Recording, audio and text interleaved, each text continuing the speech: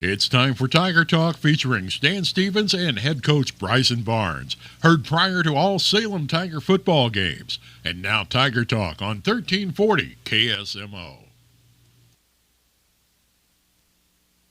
Welcome to Tiger Talk. Stan Stevens along with Coach Bryson Barnes, coach of Salem Tigers.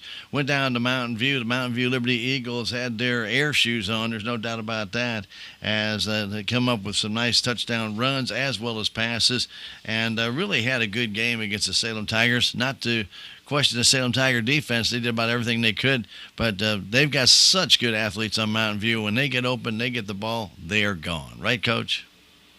Yeah, I mean, they want to get in space with their athletes, a bunch of really good skills players, and again, ultimately, to get in space and make some plays, and that's what they want to do. So again, they started to them, they executed well, both with some of those quick screens out wide, some of those kind of setting up those deep shots they took there in the third quarter, and again, the running game, they get to the perimeter fast, so they can hit you a lot of different ways for sure.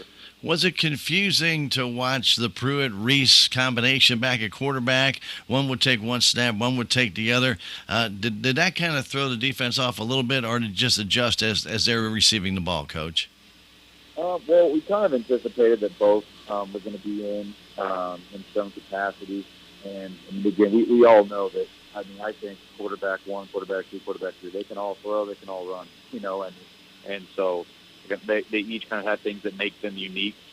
But again, ultimately, it's what we expected. They just played extremely well. Well, after the, and I guess there's just no way to escape talking about what happened in the very first three plays of the game, in which Ripko comes down the sideline, steps out of bounds, Coach, and then gains another 20 yards, and they give him the other 20 yards. You see a play like that, I know you just want to scratch your head and cry wolf, because what happened? Guy stepped out of bounds for a good 3 strides. Nothing got called. Ends up getting tackled down around the 20-yard line. Coach, that just changes the whole first quarter, doesn't it? Yeah, that's just a huge miss, call, and it gives them a lot of momentum on their, second play of the game, and they get, a huge gain when about half of it could have been cut off, and just not ideal for us. That's not on our best night to have just, again, very, in my opinion, obvious calls like that being missed. And you can't take anything away from the athletes that Mountain View has. The Ripko boy had a real good game for them. Had that inside handoff for that 17-yard touchdown run.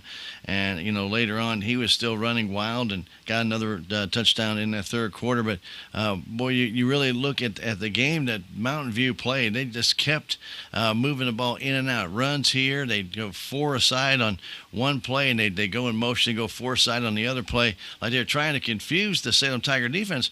But I don't think it so much was confusing the defense. It was just some of the incredible plays that Mountain View actually made, like the Frazier touchdown in the end zone, Coach. One-handed catch, brought it in. You can't stop that. That was a perfectly thrown ball. Right. No. There was some really good passes deep over the top and high and outside, coming away from us. Just again, how exactly you want to throw it. Again, and they played really well. Again, the deep ball is where we're thrown very well, and again, those small, tight windows, and that's where you want it to be. And when you talk about those guys, the Jester boy especially, he had a heck of a game getting 3 touchdown passes. But probably you look at the one in the third quarter, the one that Reese threw, just perfectly thrown. I don't think it was a foot beyond the Tiger defender. He got his hand up there as best he could. Jester pulls it down and goes in for a touchdown. You just got to tip your cap, Coach, to somebody like that. That ball was just absolutely perfectly thrown. Great coverage, but still ends up a touchdown. Yeah, again, the coverage was right there. Just giving credit to him. I mean, it's hard to stop. Hard to stop execution like that, no doubt. When we come back, we're going to talk a little bit more about the game with Mountain View right here on KSMO Radio 1340 and KSMO Media, your hometown media station. Check out these specials at Napa Auto Parts Store right here in Salem. Heavy-duty cloth-like shop towels for $3.99. Peak full-strength long-life antifreeze coolant, $12.49 a gallon. Napa Exact Fit rear wiper blades as low as $10.99. A 3M headlight restore kit for $14.99 and Max Thermo 8 only $2.29. Stop by Napa Auto Parts Store, 604 East Scenic Rivers Boulevard in Salem for more Napa savings. Last week, Garth Brooks entered the top 30 for the 53rd time with his new single, That's What Cowboys Do. And Lee Brice claimed his 9th number one with Memory I Don't Mess With. Make sure and join us Saturday morning at 8 o'clock, and we'll find out if number one is just another memory for Lee, or if he can hold on to the top spot for his second week. Right here on the weekly Top 30.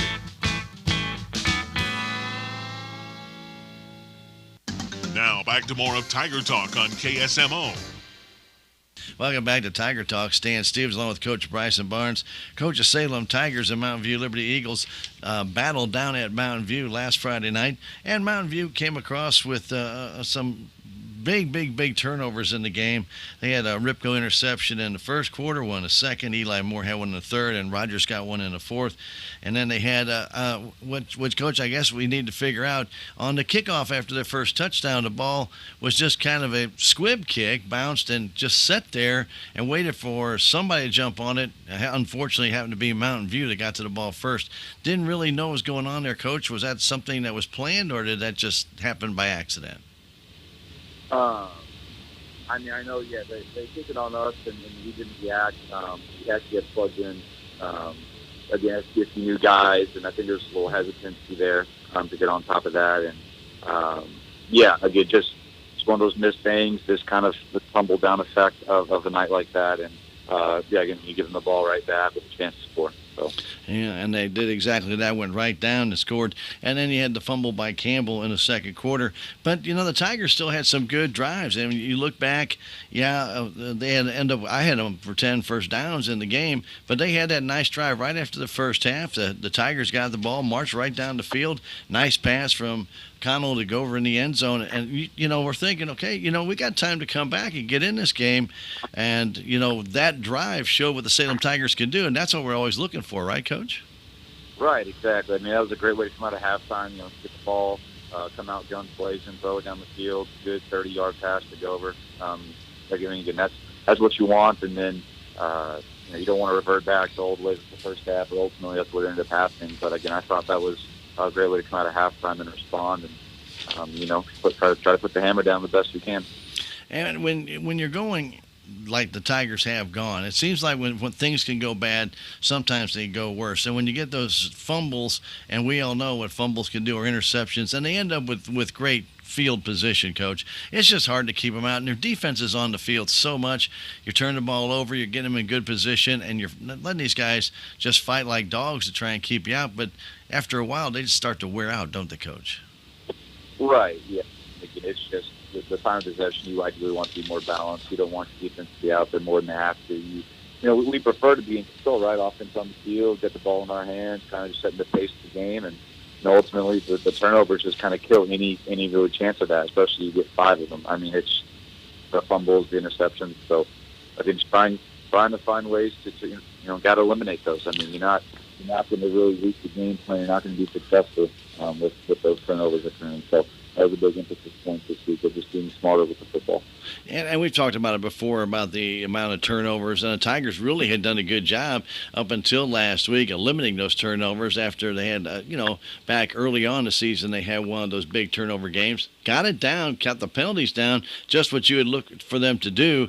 But then this game with Mountain View, and I don't know if it was wet or it looked a little bit shiny from our area, but, Coach, was it a bit damp on that field? Very hard to get traction, especially in that second half? Yes, it was extremely slick, and that was definitely one of our bigger problems, kind of getting traction right. Again, when they get in field like that, open field, and we just slip in, couldn't really keep our feet. So the field conditions were not ideal, to say the least. Did they have different spikes on than you? Because it looked like early on they were getting a little bit better traction. Our guys were kind of tippy-toeing around. Or was that just something that appeared that way from the stands? No, I'm not sure. I mean, I would definitely imagine probably a little more used to it being their field. Mm-hmm. We hadn't played on a field that was kind of wet, damp like that all season. And that definitely didn't help. Did not help. When we come back, we'll talk about the final regular season game of the year against Cabool, and that comes your way next on Tiger Talk here on KSMO. We are Missouri Farm Bureau Insurance, and we're here for all of life's wins. Like when you get a new car, or new boat, or new driver, or when your son moves out but your mom moves in, or you find out you're expecting again, or when one rental property turns into 2, then 20, or you realize they're all in Tornado Alley. Life is full of life events. Make sure you have the right policy for each of life's wins. A life event could qualify you for a discount. Call me, Willie Strader, your Missouri Farm Bureau Insurance agent, and we will make sure you have the coverage you need.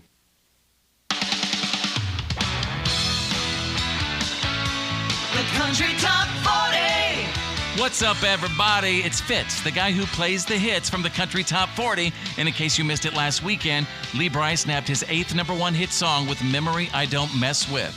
And this weekend, we're going to see if he can beat out Jason Aldean, Carrie Underwood, and LV Shane. So be sure to tune in this weekend, because when you turn up CT40, it's like going backstage every weekend. CT40. Now back to more of Tiger Talk on KSMO.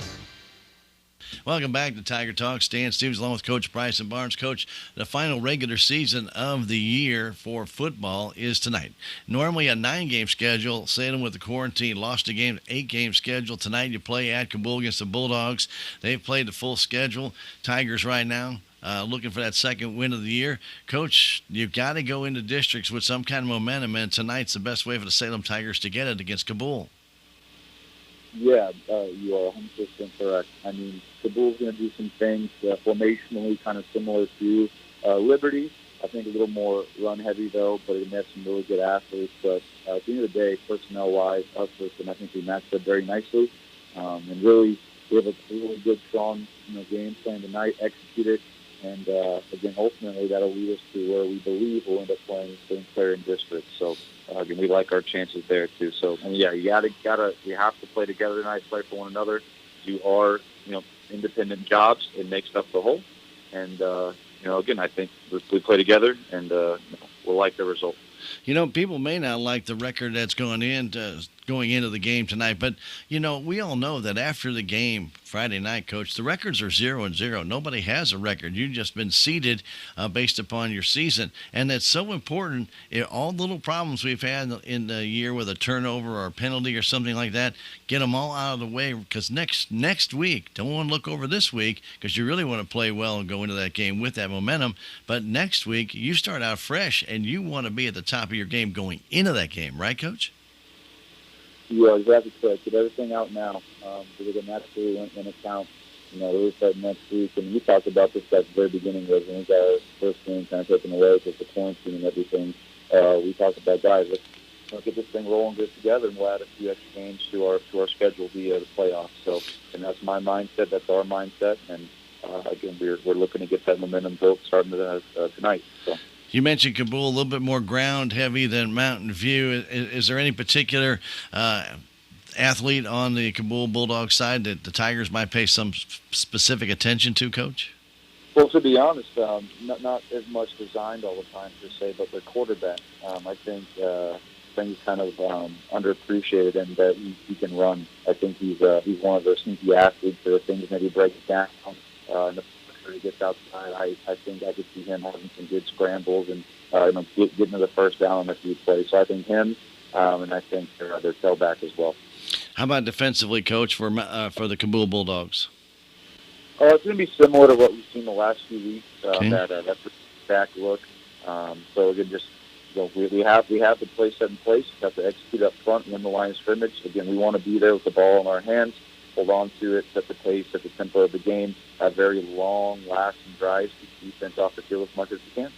Sounds like a winning formula, Coach. Good luck against the Cabool Bulldog, Coach, and let's take it to districts on a winning note. Yes, sir. Thanks, Sam. Thank you, sir. Stay tuned. Tiger football, it is next. You've been listening to Tiger Talk, heard before every Salem Tiger football game with Stan Stevens and head coach Bryson Barnes. Southtown Furniture. Southtown, where the bargains are. We've got everything from furniture to appliances. Quality floor covering. We won't be undersold, you'll see. To you, that is our guarantee. Southtown Furniture, where the bargains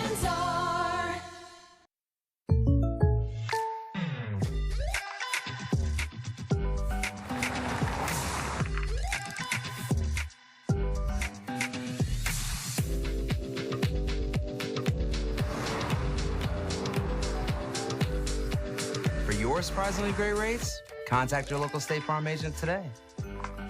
If you want the real deal, call State Farm agent Cameron Irway in Salem today. Like a good neighbor, State Farm is there. Live on Twitch, streaming on YouTube, posting on Facebook. It's KSMO. Tonight's broadcast of Salem Tiger football is being brought to you by our proud sponsors that include the Salem Memorial District Hospital, K&H Auto Supply, Farm Bureau Insurance, Willie Strader Agent, Duncan Family Chiropractic, the Bank of Salem, Napa Auto and Truck Parts, Edward Jones, Southwest Baptist University Salem Campus, Taxmasters, American Family Insurance, Calvin Malone Agent, Terrell Complete Auto Care, Healthy Dent County, Town and Country Insurance, Southtown Furniture, Hometown Processing, and State Farm Insurance, Cameron Irway Agent. Thanks to these sponsors, it's now time for Salem Tiger Sports, right here on KSMO.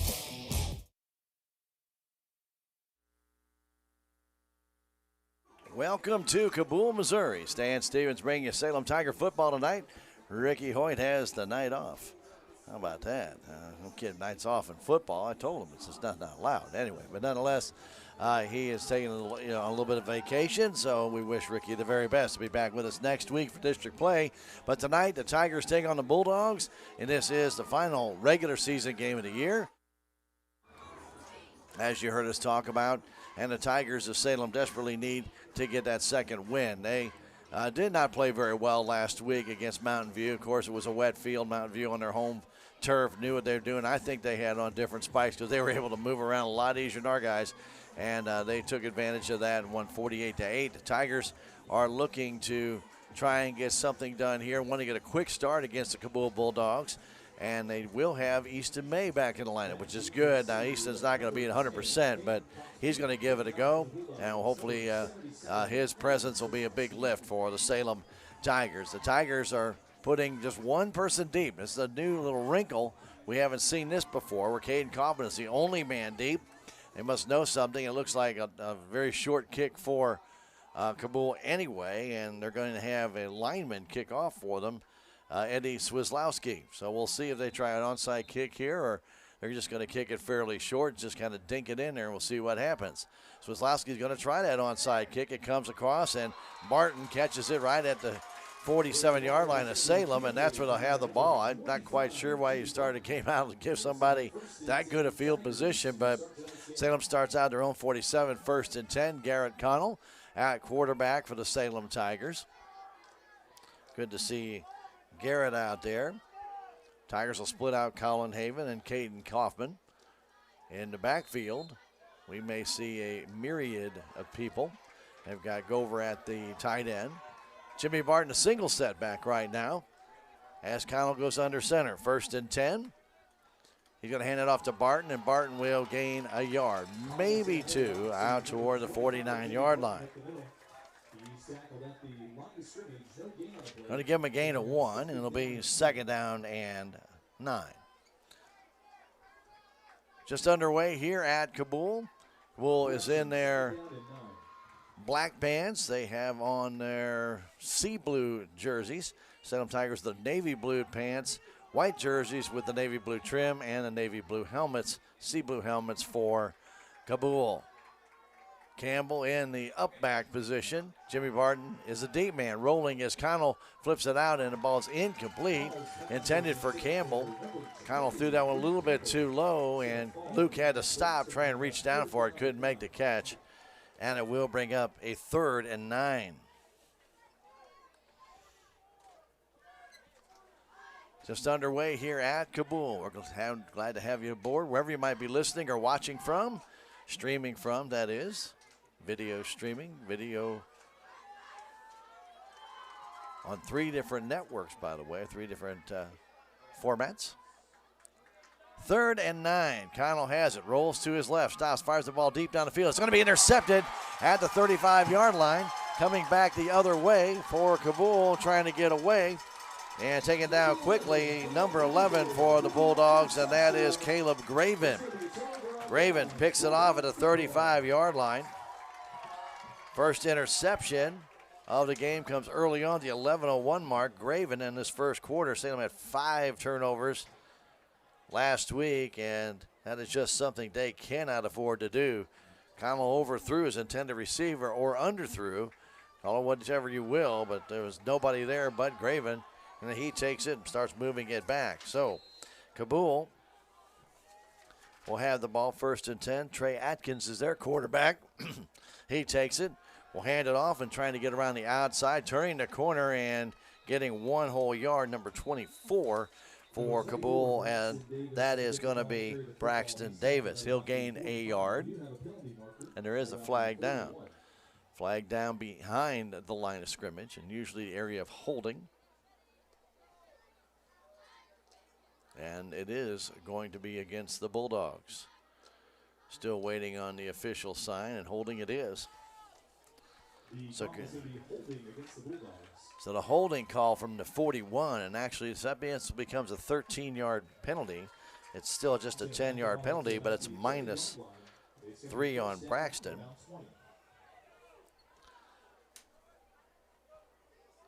Trey Atkins at quarterback. They'll set up in numerous different positions. Right now they have 3 receivers in the pattern and a stack on the left side.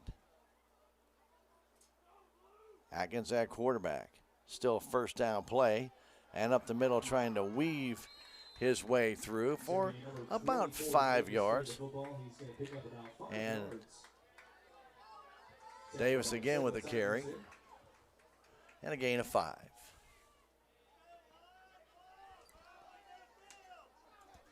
Second down, we'll call it 19.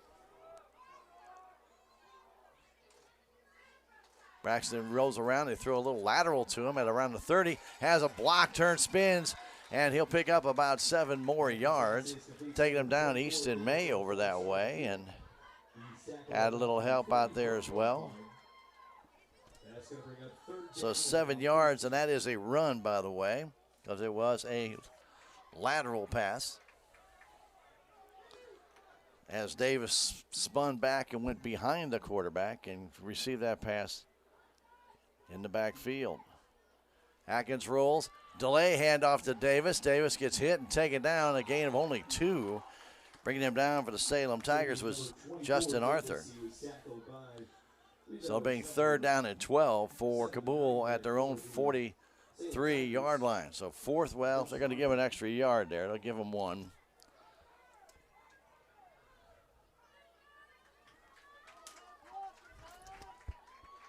And they'll go back and get off the quick kick. It's going to bounce out of bounds at about the 32-yard line. So the Tigers will have it in pretty good field position. Not as good as the 47, but Atkins' punt covers about 32 yards.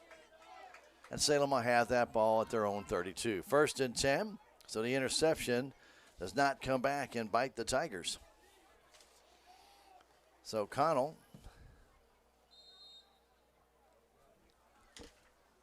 throwing 2 passes, one of them picked off.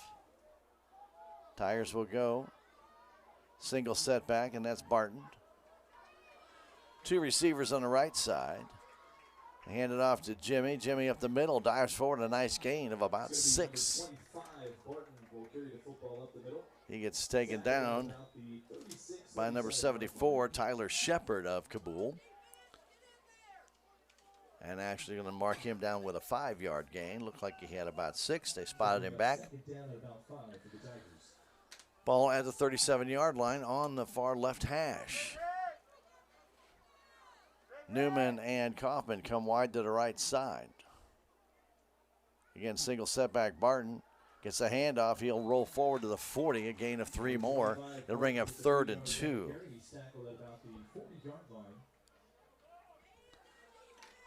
So 3rd down, 2 yards to go. 8:20 to go first quarter, no score.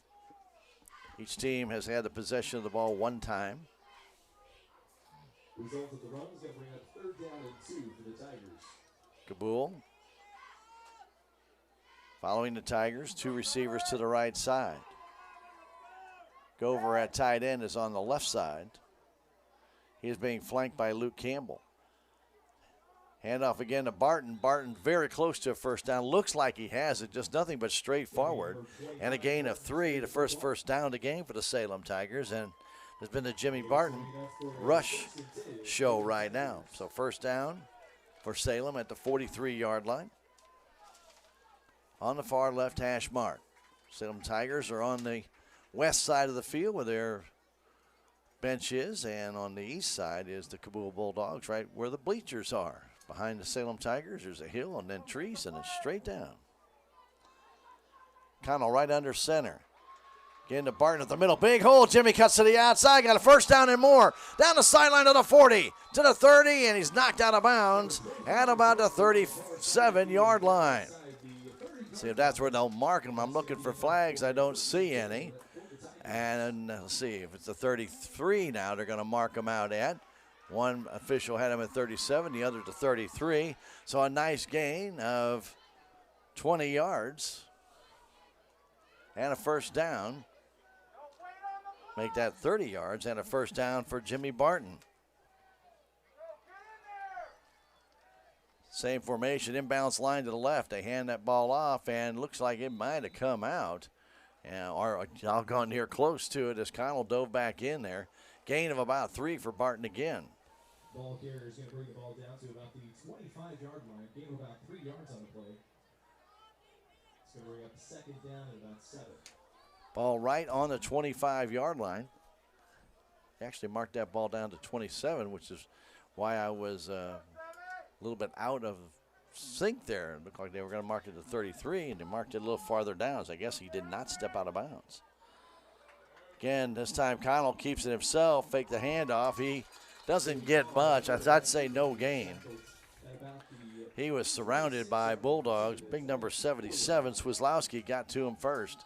So if he got a gain, it's just maybe a foot or so. Actually, they're going to give him 1. So we'll give Garrett 1 on that and make it third down and about 5.5. Tigers at the Cabool 28-yard line, 27-28, right in between. 5:55 to go first quarter. This has been a very good drive. Salem has kept the ball on the ground the whole time. They go with the up man is Campbell. The deep man is Barton. Handoff. Rolling to his left is Campbell. He throws it out. It's complete. It looks like the goer for a first down. Actually, he got it outside to Campbell, excuse me, and a gain of 9 and a first down on a completion to Luke Campbell, and it's another first down for the Salem Tigers. And that is their third of this drive. They continue to keep the ball on the ground. For the most part, that little flip pass of about, not very far, about 12, 14 yards to Campbell coming out of the backfield. So getting a single setback. 2 receivers to the left, 1 to the right. Hand off to Barton, and Barton will get just swallowed up by Swislowski, and maybe a gain of 1. Right at the 12-yard line. So second down, 9 yards to go. Everything pretty much has been on the left side of the field going down as the Salem Tigers are defending the goal to the south. Cabool the goal to the north. Haven will bring into play for the Salem Tigers. They have been pretty much basic on this drive. Campbell lines up wide to the, wide to the right on the end. Hand off to Barton up the middle. Nice burst by Jimmy. Gets down to about the 7. He's going to be short of that first down by about 3 yards or so. About 6 yards on the play. Barton with a nice gain. And a timeout called by Cabool with the score. Salem nothing, Cabool nothing. Back in 30 seconds. This is Tiger Football on KSMO Media. Hometown Processing is now taking deer to be processed. They can process the deer however you want it, as well as make deer summer sausage. Hometown Processing continues to offer custom processing of beef, hogs, and other large animals. They strive to provide you with the finest, freshest meats and processing at the best possible prices. Hometown owned, Hometown Processing is located at 3450 West Highway 32 in Salem, or call 729-7278 and check them out on Facebook. Welcome back to Cabool, Missouri. 4:24 to go first quarter, no score. The Salem Tigers driving. They're inside the 10 at the 7-yard line. They can get a first down at the 4. This has pretty much been the Jimmy Barton drive. He has 8 carries in the game so far, 7 of them on this drive, and he's gained 50 yards. The Tigers knocking at the door. It's 3rd and 3. This is 2-down territory for Salem.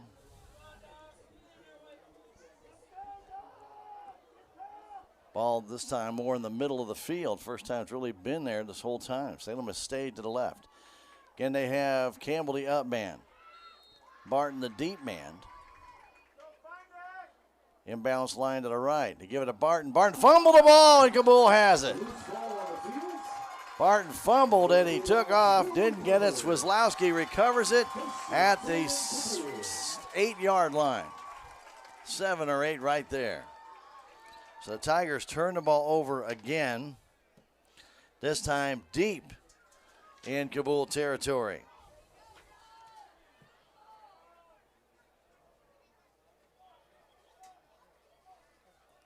So 2 turnovers by the Tigers early in the game, this time after a really nice drive. Back to throw, looking deep, firing the ball deep, and the ball is overthrown as Trey Atkins tried to spot up number 11, Caleb Graven. Good coverage by Haven. Ball's overthrown and into the Cabool bench area. So bring up 2nd down and 10 from the basically about the 9-yard line as we marked it down after that fumble recovery. Atkins flanked. Gets it. Hands that ball off, and trying to find a little running room is Davis. And Davis will get up to about the 13-yard line, a gain of 4.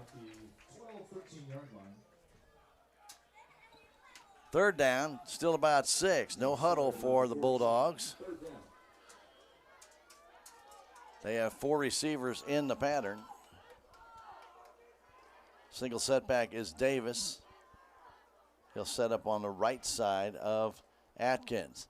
Snap is back. Atkins looks to throw, flips it out to Davis. Davis is going to have to try and find a way to get out of that hole.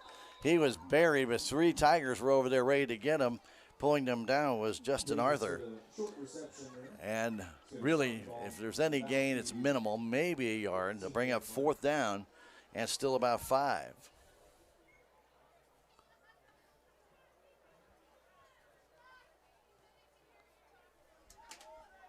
Snap is back. Davis will kick it, and he kicks this time to the Cabool sideline.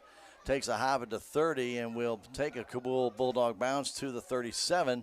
And Salem will have excellent field position. Do not see any flags down. And with 3:01 to go in this first quarter, Salem will have the ball to Cabool Bulldog 37 after the fumble on the 8-yard line by Jimmy Barton.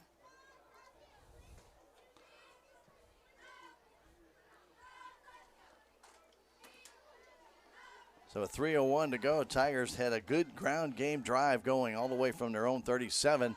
Got it down to the 7-yard line and then couldn't complete it after the fumble. So an interception, a fumble have thwarted 2 Salem Tiger drives in this first quarter. Barton single setback. Not as deep this time as Connell gets it, gives it to Jimmy, but flags go down, or man is down for Salem. And he's helped up by Bulldog. So Salem a little bit early. Their first penalty of the game.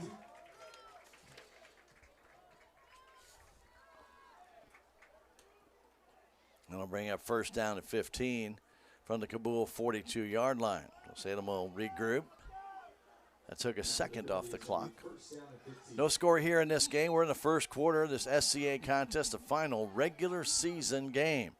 As of right now, it looks like Salem will be at St. Clair next week unless something miraculous happens on the top 3 teams, not on the bottom 2. Connell in the gun, wants to carry it himself, turns that outside corner, has a big hole up the middle, and turns and gets up to the 30-yard line. A nice run. They'll mark him down at the 31. An 11-yard gain for Garrett, and it'll bring up 2nd down and about 4. He turned to the outside, cut inside, and he had some momentum going his way, that's for sure. 2:30 and counting, first quarter. Ball at the 31 of the Bulldogs. To the short side of the field goes Haven and Kaufman. Again, Campbell is lined up on the end at the right side. Keeping himself is Connell. Big hole up the middle again, and Garrett gets the first down. Down to about the 22. That'll be a gain of 9 and a first down for the Salem Tigers. Salem now their 4th first down in this game. But still no score after 2 turnovers. So ball right now at the 22. The Salem Tiger team. They've kept it on the ground for the most part. Connell's attempted 3 passes, completed 1.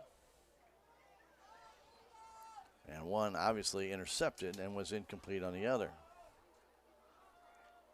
Let's go to inbounds line to the right side. Get that one up to Barton, up the middle, a big burst, and Jimmy gets over the 15 to about almost the 14. Nice burst by Jimmy Barton to take it up the middle. Don't see any flags down. And a gain of just about 8. Going to call it 2nd and 2. With 1:15 to go, first quarter. Again, Barton is a single setback. Tigers have stayed in this formation and has been successful. Keeping himself is Connell. Connell gets the first down to about the, I want to say the 10. Very close to the 10. He'll gain about 3, maybe 4, and he'll bring another first down for the Salem Tigers to fruit. And they can get a first down inside the 1 if the Tigers can get there. So if they can get to the 1-yard line, they could conceivably get another first down as Connell with the gain down to the 11. 10 seconds left on the play clock. Tigers a little long in the huddle this time. Down to 6. Connell gives it to Barton. Barton, a nice deke, and goes into the end zone for the touchdown. Jimmy cut to the right, cut right back inside to the middle, and an 11-yard touchdown run for Jimmy Barton. And Salem is on the board here early in this game with 31 seconds to go in the first quarter.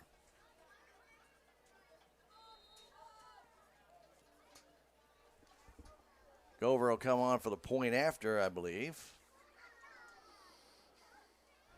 But maybe not.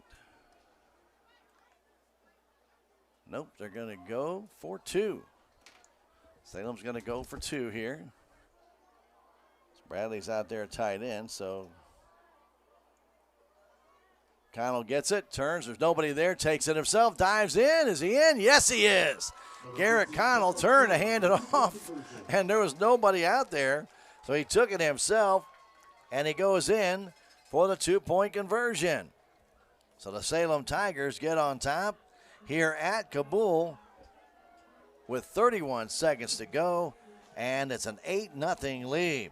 O'Connell, I'm sure, was a little bit surprised to turn, and there was nothing but green grass. I'm like, whoa.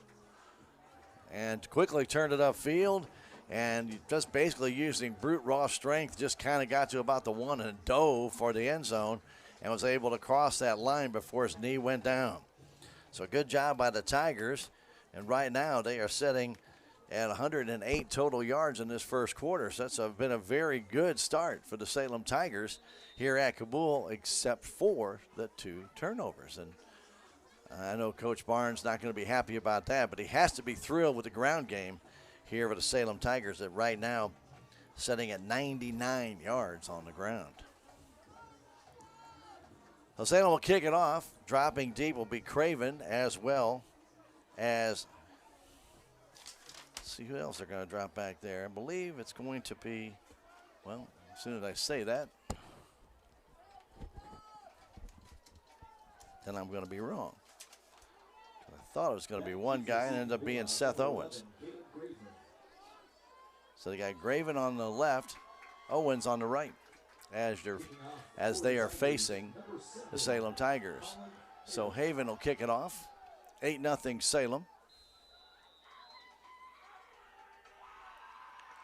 Haven's kick is a short one. Going to come down right around the 25. Takes the bounce into the hands of Craven. Craven up the middle, turns to the outside, and back to the inside, and is taken down at about the 32-yard line. Return of about 9 yards, maybe 10. So the ball bounced to the 25. Craven took it at about the 20. And I'll actually spot him down to 32. So a little bit better return than I anticipated. So again, no huddle for the Bulldogs. Trey Atkins at quarterback. He'll be flanked by Baxter Davis. Wide to the left side goes Doug Jordan. Doubled up on the right side. They have an inside handoff, and the Tigers read that one well. Making that play is Garrett Connell, and he cuts down number 40, Tyler Fleetwood. And that will be for, looks like, no gain. There is, looks like a flag down. And there is a flag down right at the 30. And a personal foul called against the Salem Tigers. Hit to the head. So personal foul from the 30-yard line will give Cabool their first down. And a hit to the helmet against the Salem Tigers. That is their second penalty. They dropped that ball right on the white line. Cabool with the first down. Ball out now at their 45-yard line. Actually the 46, but 14 seconds to go in the first quarter. 8-0 Salem. Back to throw. Atkins flips it out. Get to Fleetwood. Fleetwood breaks one tackle and gets back to the line of scrimmage. So no real gain out of that. And that will bring the first quarter to an end. Salem Tigers have an 8-0 lead after one quarter play. We'll come back in a minute. This is Salem Tiger football on KSMO Media.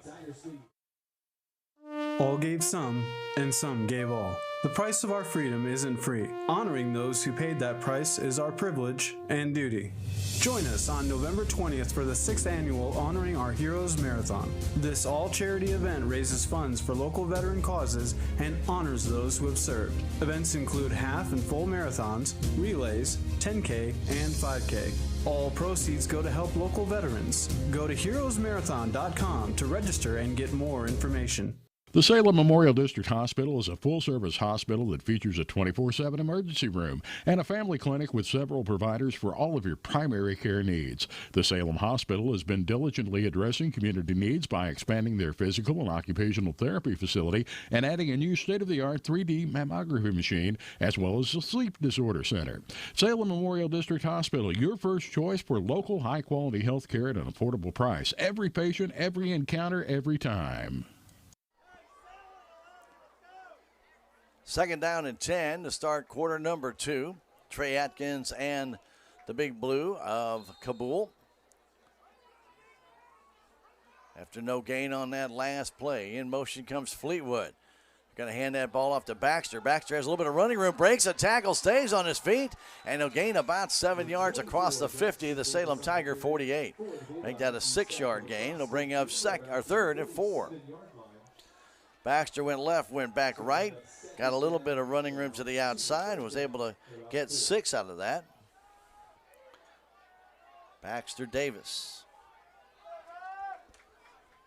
He's their main runner, but they have a lot of inside handoffs they like to run as well. So you've got a lot of different guys out there who could potentially carry the ball.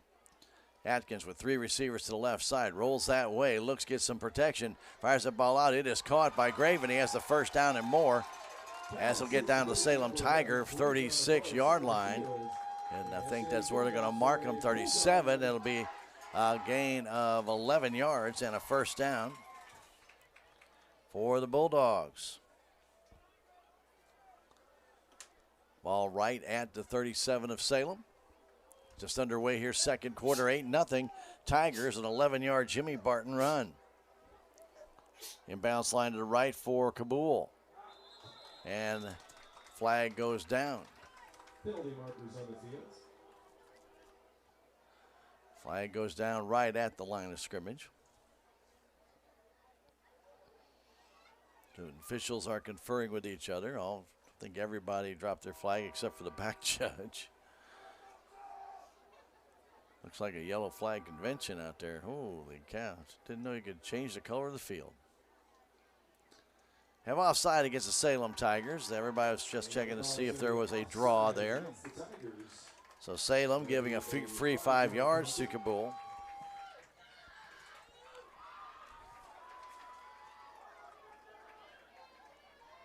Salem a little bit anxious on the play.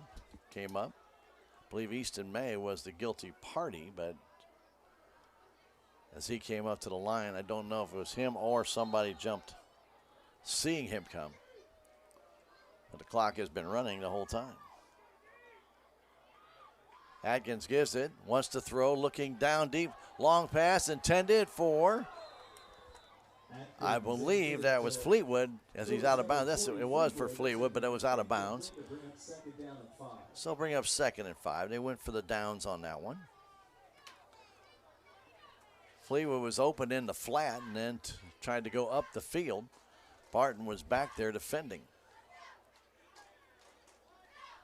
Trips to the right for Cabool, 2nd and 5. They trail it 8-0. Atkins gets it, wants to fire it out quickly and does, but going to his knees, and they did not make the catch. It's an incomplete pass, which is a benefit for Cabool. That would have been a 3-yard loss, as going down to get that one was Evan Counts. He went to his knees to field it, but it was an incomplete pass.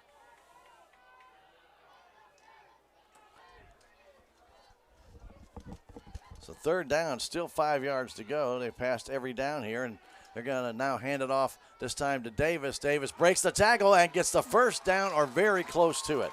Depends on the spot. Very close, about a 5-yard gain. We'll see where they spot him down. He had to get to the 32, and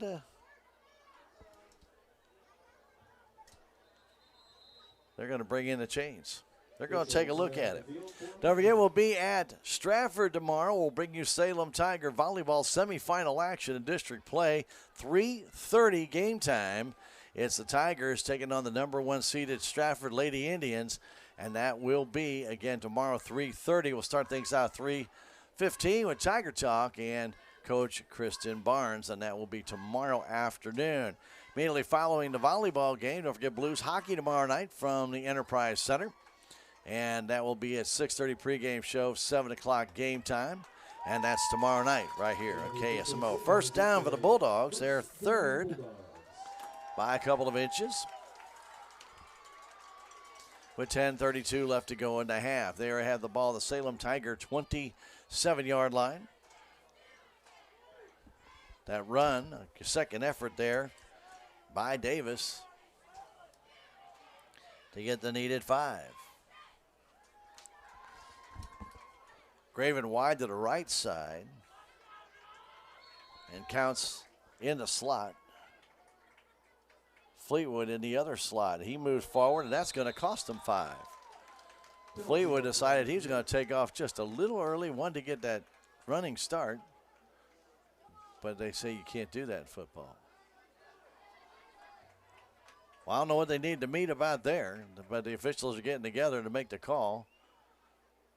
But Fleetwood was the only one moving on either team.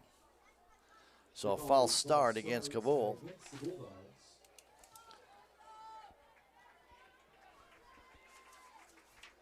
And that'll cost them 5 yards. Moves the ball back to the 32. It'll be 1st and 15. So Fleetwood still in that slot.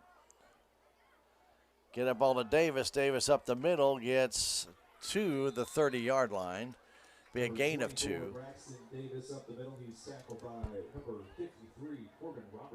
Robertson makes the tackle, and he's helped out by about 3 or 4 other Salem tackles.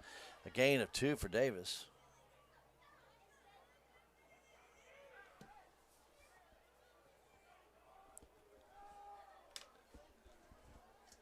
$10 to go in the half. 8-0 Salem Tigers. Atkins wants to throw, rolls to his right, fires that ball out. It's incomplete, intended for Graven. He had Counts wide open on the side, could have flipped it to him, and he could have had an easy 1st down. because the Tigers got concentrated in the middle of the field. He was just kind of a safety valve out there. That pass was underthrown, incomplete. 3 of 7 for Atkins for a total of 12 yards. Now they're faced with a 3rd and 13, and this is probably 2-down territory for the Bulldogs at the Salem Tiger 30-yard line. Wide to the left goes Turpin. Graven to the right side.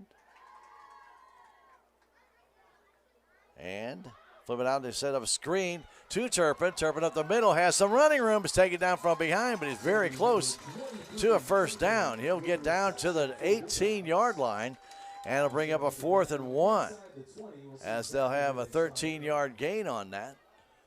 They make a 12-yard gain on that little inside pass. Ball is settled at about the 18-yard line.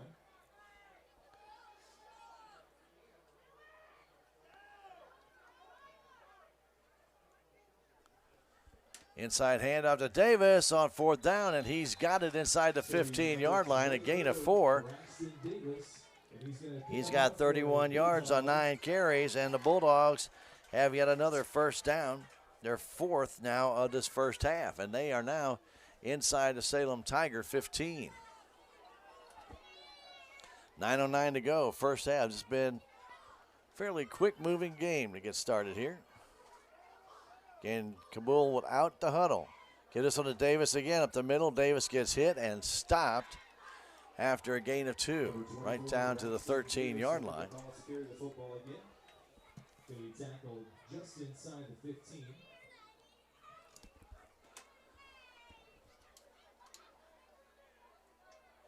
Brings up a second down. We're going to call it about 8.5.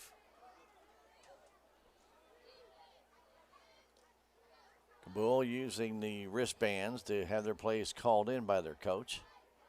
Again, Davis single setback in motion. Fleetwood back to throw. Atkins fires that one across the middle. Almost intercepted by Barton after it was by Graven's ear. That ball had some smoke on it. And Graven cutting on a little slant pattern right towards the middle of the field. Ball whistled right by his helmet. And then Barton almost was able to get the paws up to bring it down. 8:19 to go. Incomplete pass. 4 of 9 right now for Trey Atkins. It'll bring up 3rd and 8. Atkins back looking across the middle. Has a man wide open and didn't see him and tried to flip it through the middle of the field for counts, but it was incomplete.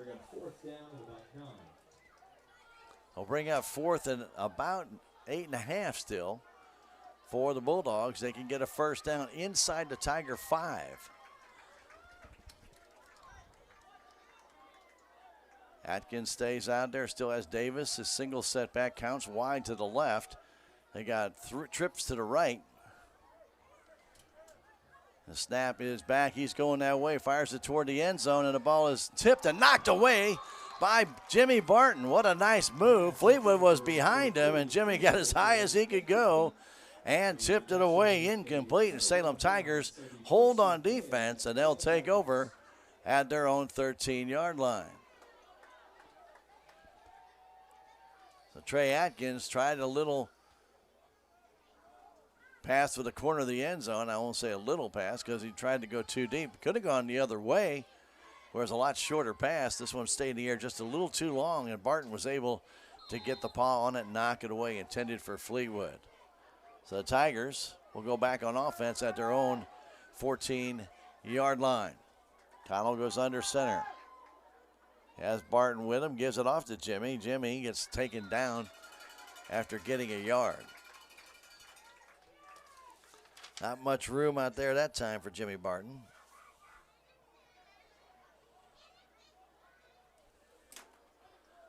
Bring up second down, and 9. Clock is running, 7:45 to go. Tigers up 8-0 on a Jimmy Barton 11-yard touchdown run, and Garrett Connell's 2-point conversion. Newman goes wide to the right, Coffin wide to the left. Tigers have Campbell the up man, Barton the deep man. 2nd, 9 for Connell. Connell keeps it, looks to throw the ball, flips it out, incomplete, intended for Campbell. A little bit out of his reach. It'll bring up 3rd down and 9. Unable to connect. It's going to bring up 3rd down at about 9 for the Tigers. Again, all to the short side of the field. That ball has stayed on the far hash mark pretty much this entire first half. I guess everybody likes to run to their left. And they're going down the field to the north and likes to run to the right when they're coming back south. Again, they go in that I formation. Connell back to throw. Looking, fires it across the middle. Catching that is Caden Camden. He's out to the 42-yard line. Perfect pass on the slant all the way from the 13, and they're going to mark him down at the 41. That sounds like a 28-yard gain and a first down for the Salem Tigers, as Camden gets that one right in stride. That was about as good a pass as you can throw. Connell laid it right on the money, and the ball at the Salem Tiger 41, and their 6th first down of this first half. Haven and Camden wide to the right. Tigers single setback with Barton. Campbell on the outside to the left. Hand that ball off to Jimmy. Jimmy's got a big block in front of him, and he'll pick up 7. Campbell used Robertson and just followed him right through the hole, gets 7 yards. It'll bring up 2nd down and 3 as he gets to the 48-yard line. I don't know, Barton might actually, if he can just get to the outside, he could have broken that one for a lot more yards, but he followed the big man Robertson and was right on his tail. Going through, his hand actually might have been on his back as he led the way. Haven in motion from right to left. Play clock running out. Back is Connell. Fires it deep down the middle of the field, intended for Camden. He's out there. He's got it. Touchdown, Salem Tigers. You couldn't have thrown a better pass than that. 52 yards right to Caden Cobbin in motion, and Caden takes it in for the touchdown. A 52-yard pass, and the Tigers go up 14-0. What a throw, and Cobbin just ran underneath that ball, and that was the first time all year long that I've seen a little bit of air underneath that pass from Garrett Connell, and boy, did it pay off. So 14-0 with 5:52 to go in the half. Boy, that ball was just laid out there perfectly, and he let Caden run underneath it. Tigers will go for 2 again. 2 receivers to the left. Barton, a single setback. Connell trying to flip it out to Barton, but loses the football. And the 2-point conversion fails. Salem has the 14-0 lead. On the 52-yard pass, touchdown pass from Garrett Connell. He now has 89 yards passing with 3 completions out of 6 attempts and 1 interception. So Salem Tigers with 8 points in that first quarter have added 6 here in the second at the pit here in Cabool.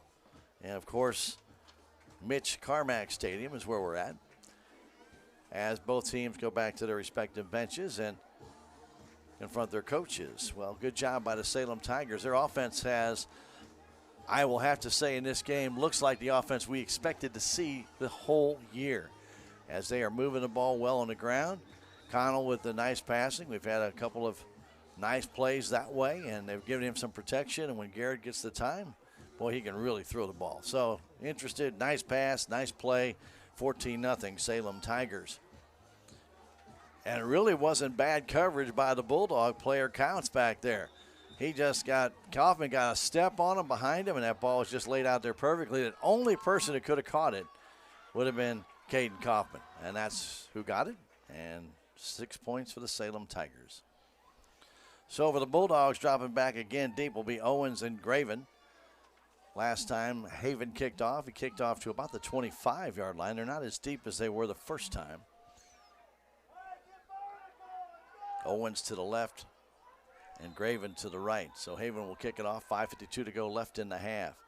Kick is a little longer kick, going to come down to Graven. He takes that ball at the 12. Graven, I'm sorry, that's not. It's Owens, and he tries to get to the outside. He'll step out of bounds, and then a flag's come in. And another flag's going to come in on a late hit on Salem as they took down Seth Owens out of bounds. So a whole bunch of flags on this return. And they may actually be offsetting penalties because it looked like one of the Cabool Bulldogs clipped a Salem Tiger. But the officials all need to talk about it. But a late hit out of bounds.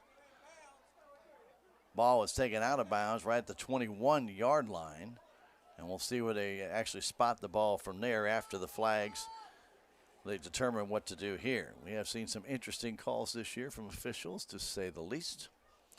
Two offsetting personal foul penalties ended up netting Mountain View 10 yards.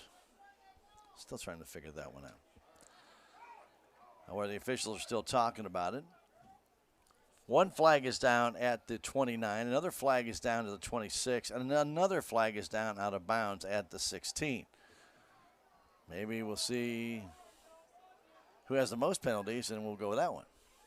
No, that's not how they do it. So again, they're still talking. The officials are still discussing this. Going over to scoring, the Tigers got in front with 31 seconds to go in the first quarter, an 11-yard run by Jimmy Barton. Connell went in for a 2-point conversion, make it 8-0, and then just moments ago, a 52-yard pass to Kaufman from Connell. The 2-point conversion failed, 14-0 Salem.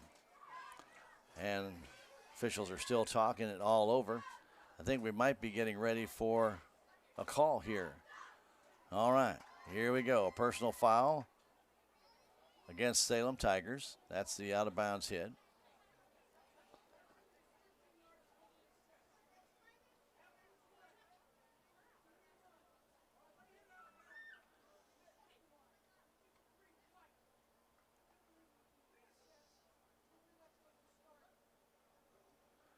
They're going to call unsportsmanlike conduct on Robertson on the hit out of bounds.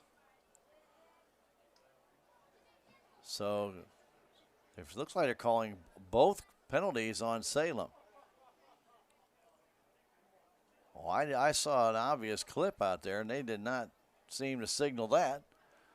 So trying to figure this all out, and Coach Barnes wants some explanation.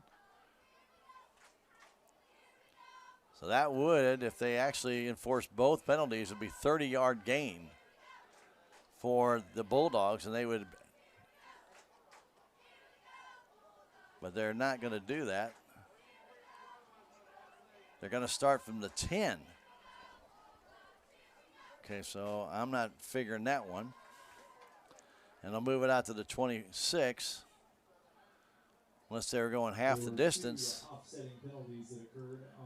Okay, the white hat official gave Salem both penalties, but actually it was each side, which is what we had thought. But they're going to enforce them. It's half the distance back, and now they're moving it up an extra 3 yards. Now you got me. I have no idea why they just did that.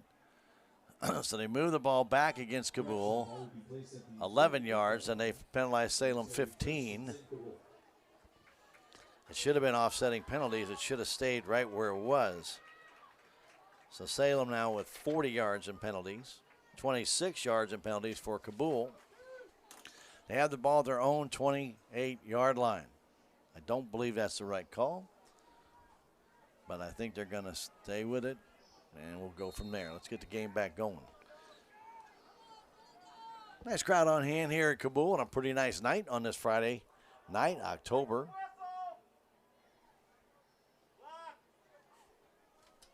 As Atkins gets it, keeps it on the option, wants to flip it back outside, and Baxter Davis is just crushed. He's taken down back behind the line of scrimmage by Gover as the defensive end came off and takes him down for a 5-yard loss. That was not a well-run option play. First off, way too deliberate. And Davis gets hit with a 5-yard loss. And it'll bring up second down at 15.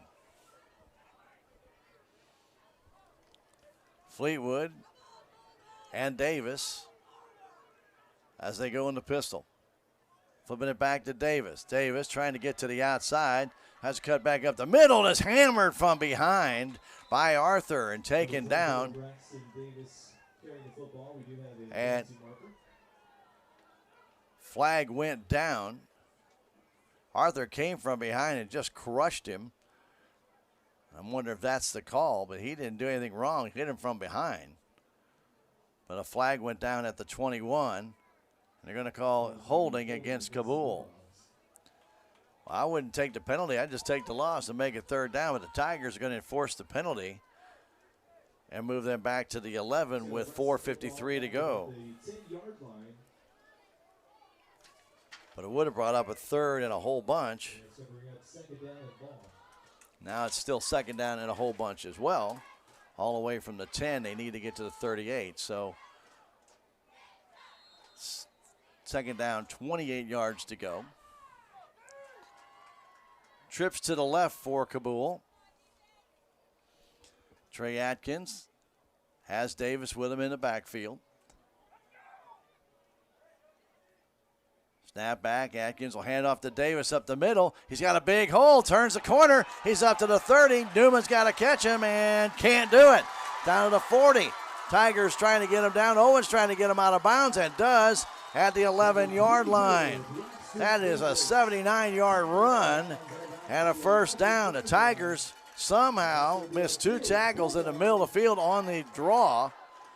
And they'll mark him down at the 12, a 78-yard run for Davis.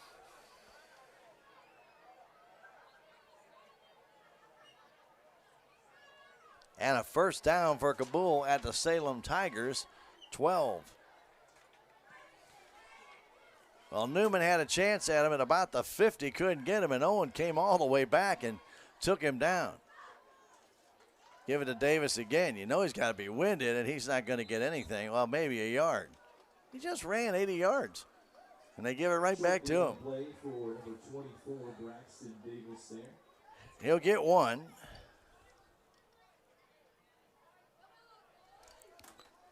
.355 and counting in the first half, 14-0 Salem. Cabool move guys around as Owen goes wide to the right, Graven wide to the left. Fleetwood in a slot left as Baxter Davis stays in the game. It actually took a little time here to get him some chance to breathe. Back to throw. Atkins trying to fire that ball. Knocked down by the Salem Tigers as Connell did a blitz and came in, was able to knock that ball down. But Garrett Connell rushing in on the quarterback. Atkins was able to bat it away. That'll bring up third and still about 9.5. Clock stopped with the incomplete pass. 3:30 to go, first half. Salem with a 14-0 lead here at the pit in Cabool. Back to throw, rolling to his left. Atkins fires that ball, and it's incomplete. Threw it out of bounds, and he was hit behind the line. I don't see any flag down for a late hit. So bring up 4th down and 9. My fear was chasing the quarterback and hit him from behind anymore. You never know. So that pass incomplete by Atkins. And now a timeout called by the Bulldogs. That's the second timeout that they have taken in this first half. With a score, Salem 14, the Bulldogs nothing. Let's come back in 30 seconds. It's Tiger football on KSMO Media. There's a place for do-it-yourselfers with everything for your car or truck. At K&H Auto Supply, they have a Power Torque 9-piece 3/8-inch drive deep socket set priced at $19.99. True Fuel Premix 2 Cycle Fuel, get 2 for $12.98. And WD-40 Penetrating Lubricant, it's $4.49. K&H Auto Supply, 700 South Main Street in Salem. Park City. Yeah, Park City. Park City. Officials don't know what to do. Don't know how to count on offsetting penalties or offsetting penalties. Welcome back to Cabool. 3:24 to go in the half, and though it's been a very long second quarter because of a lot of flags and also a lot of indecision by the officials, a lot of conferences. Atkins right now 4 of 13. He's faced with a 4th down and almost 10. Let's say about 9.5. Ball at the Salem Tiger 11-yard line. They can get a first down if they get just inside the 2. Trey Atkins, their quarterback. Atkins, just a sophomore, has Baxter Davis in the backfield with him. Davis, that big 78-yard run. Man, that was a nice run.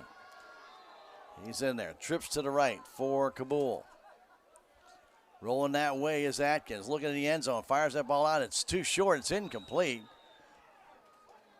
And one official down there finally calls it incomplete. I was going to say that ball bounced to Fleetwood, and that means the Salem Tigers will take over on downs at the 11. Atkins had him open, just threw the ball a little bit too short. He short-armed it, is what they call that. And the ball fell and just skipped right up into Fleetwood. But unfortunately for Cabool, that ball hit the ground. And fortunately for the Salem Tigers, it also hit the ground. So Salem inside their own 12-yard line. And I'm still going to say right around the 11. Pretty close to that. First and 10. Take a lot of time in the huddle to come out. Put Newman and Caden Kaufman wide to the left. Tigers get that imbalanced line to the right with Jimmy Barton a single setback. Connell will give it to Barton, and Barton not finding a lot of room, but he actually carries 2 Bulldogs with him for about 3. Takes it up to the 15-yard line. He had on his back number 25 of the Bulldogs, and that is Owen Casper. Haven't called his name all day, and now Fleetwood checks out. So maybe we got a couple of guys playing offense and defense taking a little breather. So 2:50 and counting, ball at the 15-yard line. Tigers have had a very good running game tonight and hope they can continue that. And most of it Jimmy Barton, but Connell has had a couple of good rushes himself. He goes under center. Back to throw, though, this time. Rolls to his right. Fires it again deep. Intended for Caden Kaufman again. He had it and dropped it. He had it and dropped it. He had it in his fingers, and as he took a next step, the ball came out. Kaufman would have had his second touchdown. That ball, a nice throw off the back foot of Connell. He did not step into that one and fire it. And Caden had it, dropped it. Incomplete. They had him somewhat double covered. He had the safety coming over as well as the defender, number 23, and that's Counts with him. But he had gotten behind Counts, and the safety was late getting there. And that would have resulted in some points, and the Tigers have to burn a timeout or they're going to get hit with a delay of game. 2:26 to go in this first half. Salem Tigers 14, Cabool nothing. Back in 30. This is Salem Tiger football on KSMO Media. I'm a Missouri Farm Bureau insurance agent. I'm for working hard for what you get and then protecting what you've got. Your home, your vehicles, your life. I'm for making an honest living and taking pride in what you do, and for giving back to the community I call home. I'm for serving my clients with the respect and dignity you would expect from the farmers that started this company. And though I know you probably hope you never need me, I'm here for you when you do. I'm a Missouri Farm Bureau insurance agent, and if you're a Missourian, I'm for you. Back at the Mitch Carmack Stadium here in Cabool, Stan Stevens along with the KSMO video crew. Got Ben and Krista with us tonight. And we hope you're enjoying the game wherever you might be tuned into tonight, whether you're listening on AM 1340 or streaming with us on our Twitch account or KSMO Stream Facebook page or on YouTube. We appreciate you no matter which one you select. We're not proud. We like you to listen, watch, do it all on every one of them. Check them all out. Anyway, right now it's this opportunity for the Tigers at 3rd and 7. Connell gets it once to throw, fires that ball out quickly, and the ball's intercepted as it came out of the hands of Kaufman. Graven has it. Graven toward the end zone. Graven will get down to about the 2. Kaufman had it. It came out of his arms right into the arms of Graven, who brought it back. 3rd turnover for Salem. Had 2:15 left to go in the half, and they're at the 3-yard line. Tough play. That ball was right on the money. Kaufman had it, and the ball came out. That's Graven's second interception of the game. Ball at the 3, first and goal for the Bulldogs.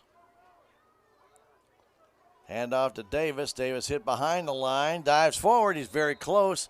Not in. He's at the 1. He'll gain 2. And a flag is down in the backfield.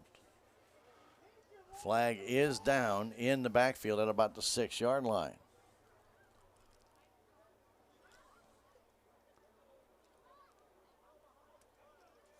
Holding against Cabool. And that will move the ball back. And the ball is holding. It's going to be To about the 15.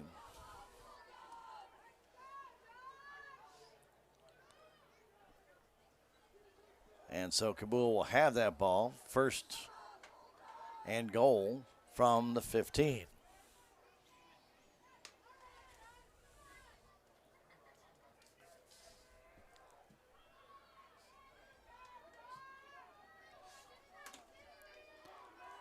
So the Bulldogs are getting set here.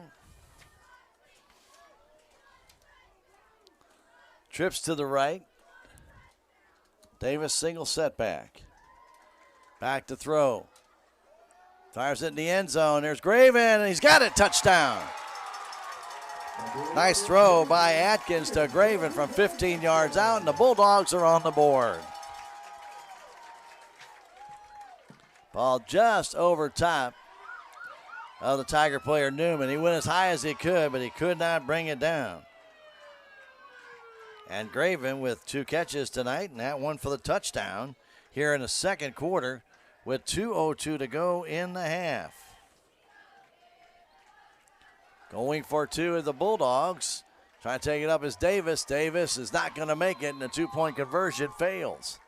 Good job by the Tigers to react. They tried they tried to fool the Tigers there, and they did not fall for it. And so Atkins, the 15-yard pass for the touchdown, gives him 39 yards passing on a 16th pass of the night. And it goes to Graven in the back of the end zone for the touchdown. So a nice, well, I wouldn't say a nice drive, but the Cabool Bulldogs take advantage of the Tiger turnover. That's their 3rd turnover of the game. Got them down to the 3-yard line, and they ended up getting a penalty. Ball moved back, but they were able to get the pass conversion to the back of the end zone, and it's a 14-6 game here with 2:02 left to go in the half. So can the Salem Tigers get a good return, or will Cabool try that onside kick that they did to start the game? That would give the Tigers just way too good a field position, you would think. Salem still has 2 timeouts left in this half. The Bulldogs have 1. And Sislowski is their kicker. Big number 77, and Eddie is a senior. He probably goes pretty close to 285. Not your prototypical kicker.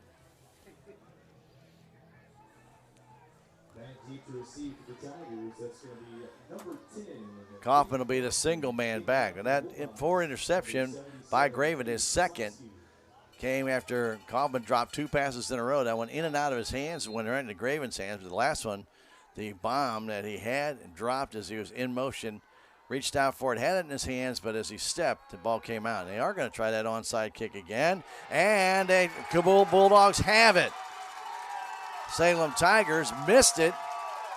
Trying to grab that ball for Salem was Garrett Brooks, and he couldn't bring it under control. Goes off his hands, and the Bulldogs have it right at the 50. And Savage Waits got the recovery. So the Tigers again, 2 weeks in a row now,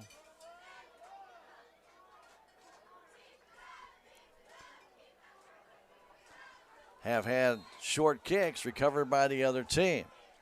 14-6, Atkins gives it to Davis up the middle. Davis gets tripped up from behind by Garrett Connell after a gain of 2. Davis will carry the football. He's tackled at about the 47-yard line. No huddle for Cabool with 1:40 and counting trips to the left. Davis will be to the left side of Trey Atkins, their quarterback. Atkins fakes it, wants to throw it, fires it deep down the field, and it is over everybody's head and incomplete. Intended for Fleetwood out there. That ball incomplete.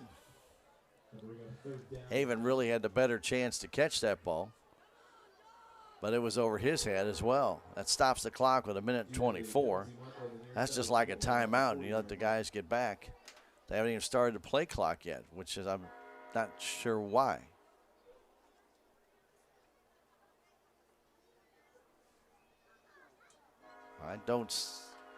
There's a penalty flag down. I don't see it, and they're not doing anything.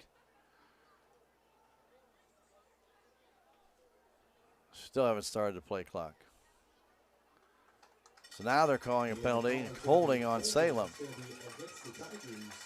It's a 5-yard penalty, official, not 10. Don't you love it when they don't know the rule? 5-yard penalty, and they mark off 10 against the Tigers, and it's an automatic first down. So Cabool gets their 6th first down. Make that 7th, excuse me. And the ball at the Salem Tiger 38-yard line. They double up on the outside. Back to throw Atkins again. Gets some pressure, and he's going to be taken down behind the line of scrimmage. Ball came out, but it'll say he's down. Good tackle made back there by Luke Campbell. He brought him down hard in a loss right at the 45-yard line of about 7 yards, and he took down that sophomore quarterback pretty hard. And Cabool will burn their final timeout. With 1:10 remaining in the half, 14-6, Salem on top. We'll come back in 30 seconds. This is Tiger Football on KSMO Media.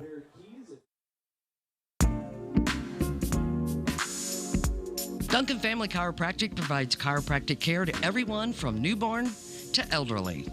Dr. Duncan treats wellness, sports injuries, chronic ear infections, pregnancy, and more. Ask Dr. Duncan about your full line of supplements, including Juice Plus and standard processed supplements, as well as pain relief, BioFreeze products.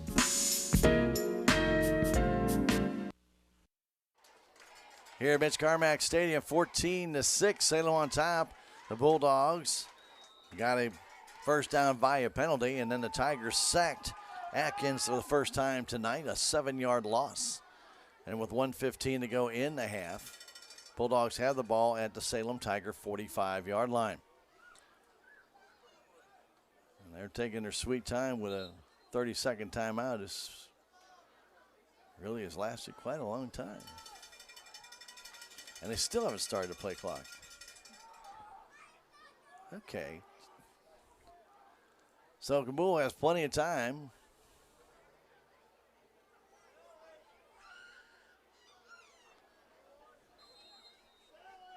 And they get up to the line of scrimmage. 2-by-2 on the receiving core. Atkins looking down the right side, fires it deep for Craven, and Craven reaches for it. Did he get it in bounds? No. Incomplete. Ball was caught out of bounds. He caught it. He was double teamed and caught it, but he was out of bounds. We had two people standing down there right by that spot that prevented me from seeing if he got his foot down or not. I'm looking right there, and that's right where they're standing. So bring up third down, and still 17 to go with 1:07 to go.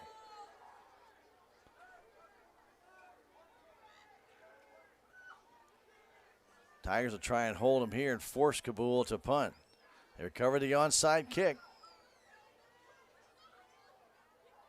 Tigers may blitz here, and they are bringing an extra man. They hand it off, and taken down for another big loss is Davis. Salem had the blitz going on. It was a delayed handoff to Davis, and he lost about 7 more. And I think Salem is going to burn a timeout here. And with 55 seconds left, and they do, and they'll hope that Cabool will want to punt here, and they'll get the ball back. So another loss, this one of 8 yards, and with 55 seconds left, the Tigers burn their timeout. They lead at 14-6 over Cabool. We'll come back in 30 seconds. This is Tiger Football, KSMO Media. History is what makes the Bank of Salem different. We've been a part of this community since 1883, and we're the first bank in Salem, as well as one of the oldest banks in the Ozarks. We pride ourselves in our commitment to this community and make giving back a priority each year through our many donations and volunteer hours. Our employees are your neighbors, friends, and family who strive to make this community we call home the best it can be. Come bank with us at the Bank of Salem and be a part of Dent County history. 55 seconds left. Basically, it's 54.8. And the Salem Tigers will drop one man deep. That's going to be Jimmy Barton, believing that Cabool will punt. They have 4th and 16, but it's more like balls at their own 48, and they need to get to the Salem Tiger 28. That's a little more than 15 yards. So that's more like 30. Or 25, actually. So again, they've been kicking it to the sideline, have Cabool. Has Atkins when he has punted. He's not very deep. Snap is back. He will punt it. And again, this time he does kick it down the middle, and Barton will have a chance to take it. He does it to 10.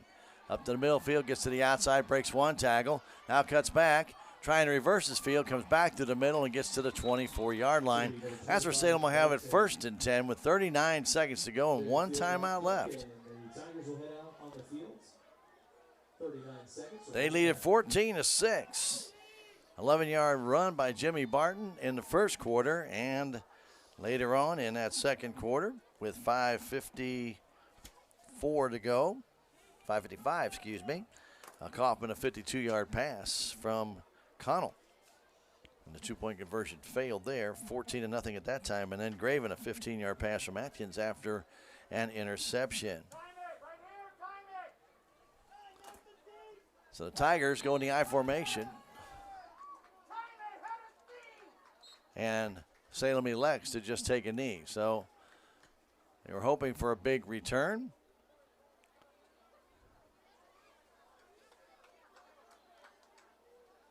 And they're going to walk to the sidelines. I don't know why the play clock went down to only 15.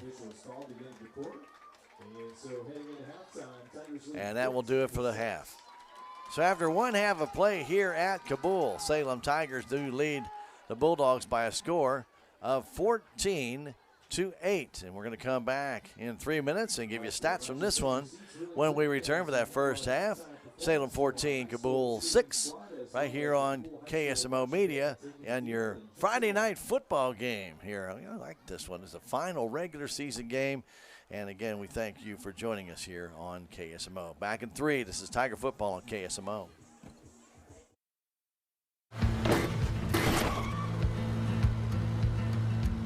Sorry, Dad.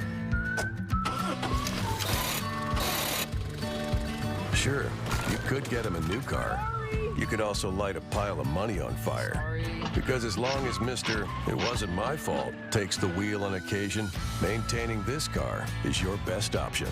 So keep it running longer, stronger, with quality parts and a whole lot of Napa know-how. Dad, where are you going? If you have the audacity to believe a financial advisor should talk with you, not at you.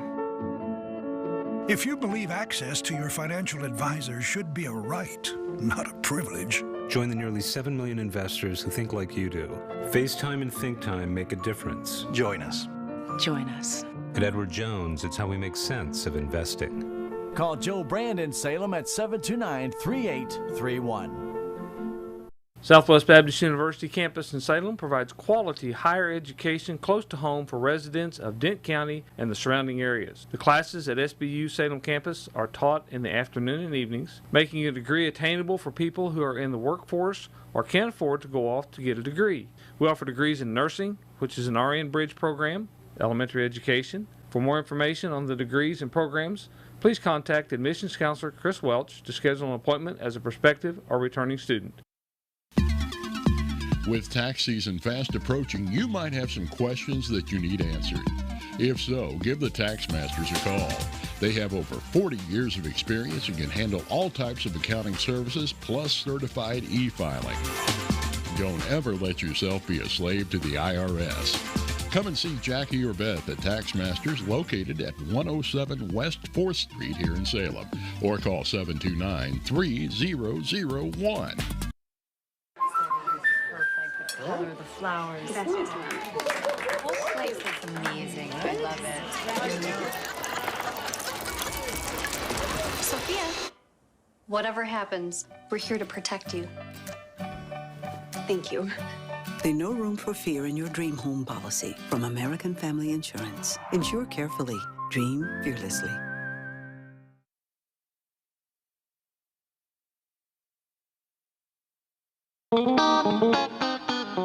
Terrell Complete Auto Care is a full-service auto repair center in Salem. They offer full-service oil changes as well as $2 discounts on Tuesdays for all ladies, and Wednesday is Senior Citizen Day. Plus, Terrell Complete Auto Care can take care of all your auto and diesel repair needs. They offer free pickup and delivery in town. James and Sheena and the staff of Terrell Complete Auto Care are proud to support the Salem Tigers.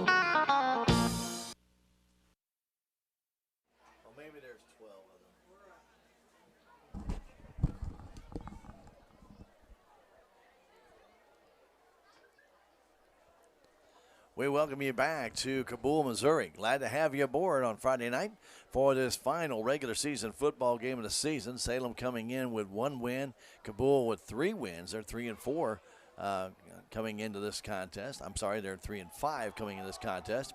Salem Tigers 1-6, and they're playing their 8th game, and Cabool has their full schedule of games in. Remember, Salem did not play the first week against St. James, as that game was canceled due to the quarantine. And so neither St. James nor Salem have their full complement of games, and they're in the same district. So right now the Salem Tigers are ahead of St. James in the point standings in the district. So they are actually in 6th place, and St. James is in 7th. The top team in the district will get a bye. They won't even play next week. And so then the top 2 teams there will come down to it, and we'll just have to wait and see how that plays out, because there's so few points in between those 3 teams, and I didn't really look to see who's playing who. But I'm pretty sure that right now it looks like Salem will take on St. Clair at St. Clair next Friday. If that is the case, we'll be there and we'll bring it to you here on KSMO Radio. We do plan on streaming that game. It will not be available on your normal channels. So if that game is streamed, you will have to go to the Misha website and or just type in Misha, MSHSAA.TV, and you can find the Salem game there. You will have to pay. Yeah, unfortunately, you will have to pay to watch that game, and there is a $10 charge for you to watch that game next week. No matter where we are, if we stream that game, you'll have to do the same thing. So it doesn't matter. This is out of our control. Matter of fact, I was telling the group last night, somebody at the volleyball game was streaming it, and all of a sudden it was knocked off. So we have no idea if that's something that Michigan can do with Facebook and all these other. Don't have any idea, but you know, it's going to be interesting. So again, we plan on streaming the contest next week. That will be more than likely at St. Clair, but if it's somewhere else, we'll be there as well to bring it to you here on KSMO on radio, but not on KSMO Media, the stream page on Facebook, on our Twitch account, or on YouTube. It will be on the Misha.tv site only, and that was where you'll have to go. And to access that game, you will have to pay $10. And no, we don't get the $10. That's another thing. Misha takes the money. So it's not the ideal situation for anybody, and we do apologize for that, but there's just nothing we can do. That's the way they have it set up this year. Let's give you some stats from the first half. And the Salem Tigers, really, had they not turned the ball over, I think this would be a very one-sided game. But unfortunately, they did. They turned it over 3 times and then missed on an onside kick. So Cabool got 4 extra possessions in that first half, and Salem Tigers still lead at halftime 14-6. As a matter of fact, they gave Cabool what almost was a pick 6 when Graven got the ball out of Kaufman's hands. The throw was in Kaufman's arms. It squirmed out and laid up in the air, and Graven saw it, took it, and got it down to the 3. They did get a penalty on a hold and moved it back to the 15, and Cabool was able before halftime to get on the board on a 15-yard pass, a very nice pass by Trey Atkins to Caleb Graven. And Graven has had a pretty good game for these Cabool Bulldogs tonight. As far as the Bulldogs are concerned, their big rusher has been Braxton Davis. He has 16 carries for 98 yards. Trey Atkins got caught behind the line, and he's a -7 on 1 carry. And then Tyler Fleetwood has no yards on 1 carry as well. So 16 carries for Davis, and he has a total of 98 yards in rushing. Trey Atkins, he is 5 out of 18 for 39 yards in that first half and 1 touchdown pass. So 5 out of 18, 1 touchdown pass for 39 yards. Total offense for Cabool in that first half, 130 yards, even after they've gotten 3 turnovers and they recovered an onside kick. For the Salem Tigers, on their offensive stats, it has been the Jimmy Barton show, really. He has played very, very well. Barton has carried the ball a total of 12 times for 79 yards for the Salem Tigers. Garrett Connell, 5 carries for 28 yards. Connell has also thrown the ball a total of 7 times, and he has, make that 8 times, and he has 89 yards on those. He has 2 interceptions in that first half, including that last pass that he did throw that Graven picked off that gave Cabool an extra, the 6 points that they have. So 89 yards for Connell, the big one, the 52-yard pass to Caden Kaufman for that touchdown. So Salem finishes the first half with 107 yards rushing, 89 in passing for 196 total yards.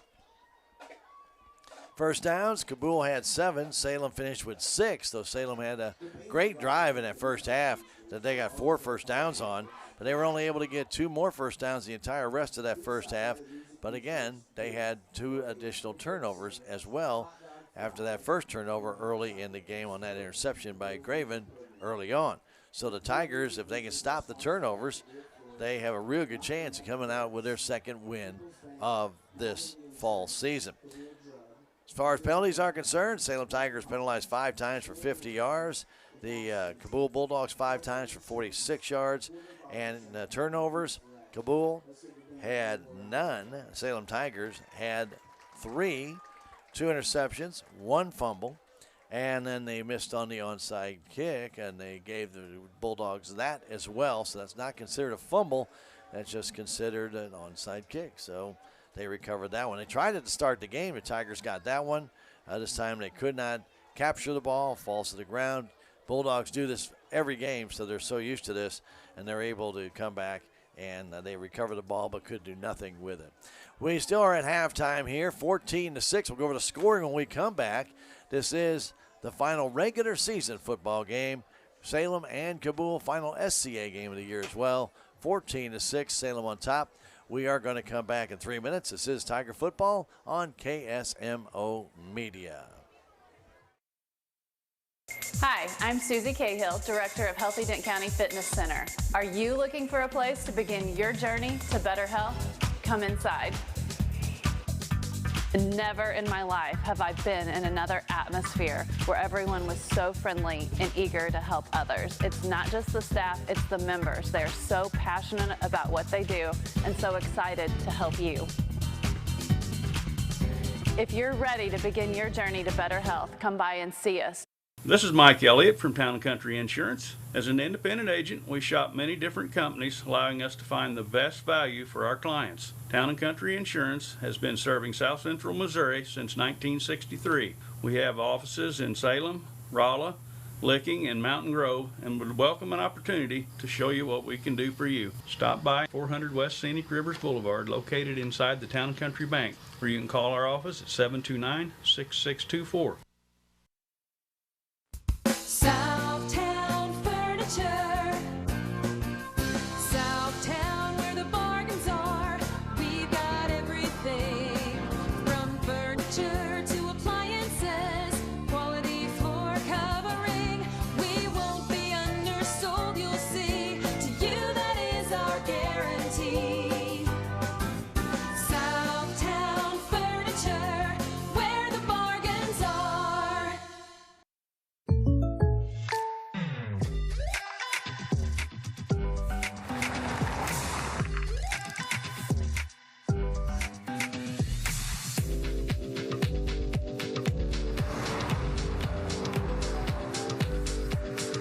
your surprisingly great rates? Contact your local State Farm agent today.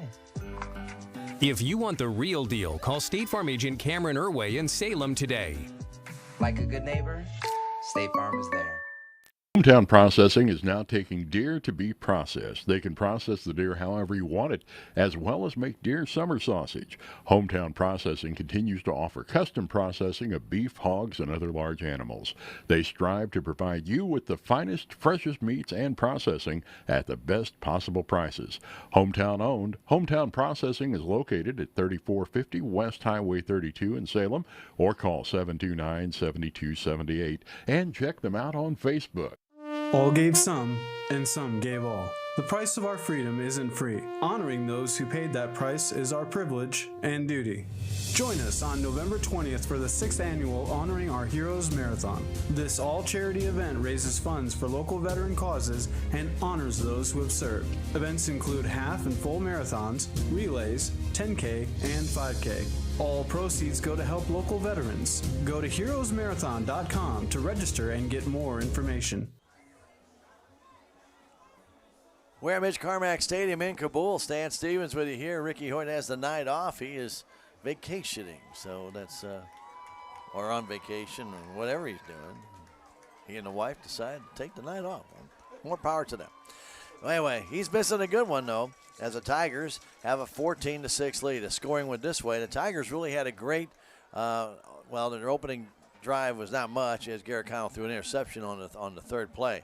But after that, when the Tigers got the ball back, they stopped the Bulldogs. They got the ball back and had a real nice drive. Time-eating drive, took the ball down the field, mostly on the ground. I think one pass for a first down in that drive. Got the ball inside the 20-yard line, and Jimmy Barton unfortunately fumbled the ball at around the 12, and it was recovered by Cabool. So the Tigers then had to go back on defense. Again, shut down the Bulldogs, got the ball back, and this time the Tigers got the ball back right around the 37-yard line. It was a short field, and they took the ball in from 11 yards out with just 31 seconds to go in the first quarter. Jimmy Barton had those honors, and it was a 6-0 lead.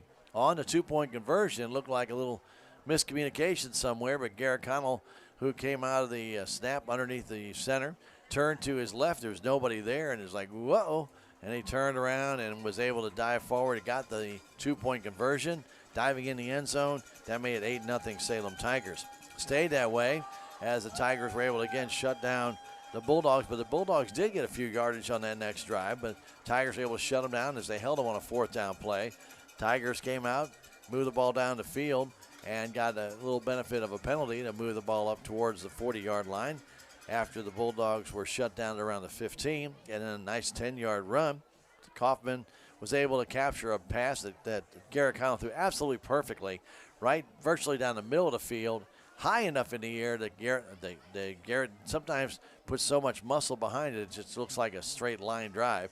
But this time he got a little bit of air underneath it, allowed Caden Kaufman to run underneath it. He got it, and he scored that from 52 yards out. And the Salem Tigers with a real nice drive right there, touchdown, beautiful pass. Kaufman with 70 yards in receiving. And this one, he had a 28-yarder early on in the game. So a good job by the Salem Tigers as, again, 2 catches by Kaufman. But then Kaufman later on in that quarter then coughed one up as he had, first off, he had gone down the field at about the 40-yard line of Cabool. Again, a nice pass by Garrett Connell up in the air. Caden reached for it, had the ball in his hands, but as he stepped and pulled his right leg forward, I think the leg knocked the ball out of his hands, and it fell to the ground. But otherwise, that would have been another touchdown. That would have been about an 88-yard touchdown pass. Then right after that, the Tigers were deep in their own zone. Connell flipped one out to Kaufman. Caden had the ball go in and out of his arms, right into the arms of Graven, who took it down to the 3-yard line. After a penalty, the ball moved back to the 15. It was the Cabool Bulldog quarterback, Trey Atkins, hitting Caleb Graven in the corner of the end zone. A real nice fade pattern, and he just put it right there, right in the corner, and it was a touchdown and made it 14-6. The two-point conversion failed, and that's where we are here at halftime. Both teams are back on the field. They're kind of loosening up right now. And we're going to take a 1-minute break and come back with the start of the second half. 14-6, Salem on top. This is Tiger Football on KSMO Media. The Salem Memorial District Hospital is a full-service hospital that features a 24/7 emergency room and a family clinic with several providers for all of your primary care needs. The Salem Hospital has been diligently addressing community needs by expanding their physical and occupational therapy facility and adding a new state-of-the-art 3D mammography machine, as well as a sleep disorder center. Salem Memorial District Hospital, your first choice for local high-quality health care at an affordable price. Every patient, every encounter, every time. There's a place for do-it-yourselfers with everything for your car or truck. At K&H Auto Supply, they have a Power Torque 9-piece 3/8-inch drive deep socket set priced at $19.99. True Fuel Premix 2-cycle fuel, get 2 for $12.98. And WD-40 penetrating lubricant, it's $4.49. K&H Auto Supply, 700 South Main Street in Salem. Park City, yeah, Park City, Park City.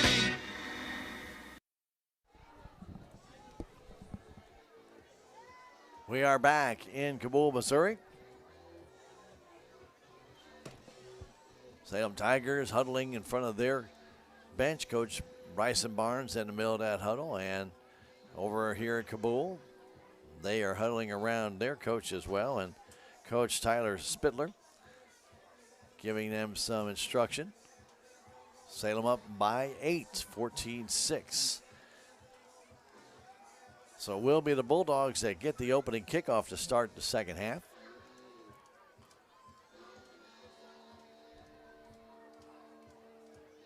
And Colin Haven will tee it up. Going to be Owen and Graven going deep for the Bulldogs. This time Graven will go to the left side and Owen to the right side.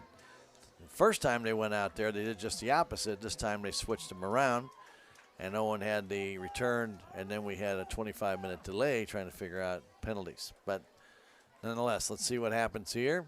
14-6, Salem on top. We're getting ready to start that second half. Haven's waiting for the official to give him the sign. He does. And Colin approaches the ball and drills it.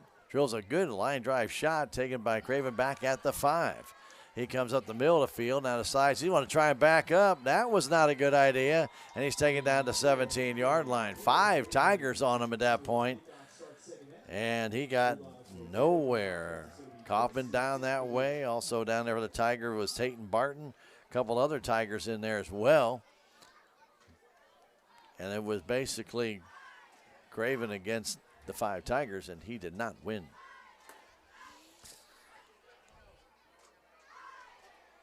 So Trey Atkins will bring his crew back out there.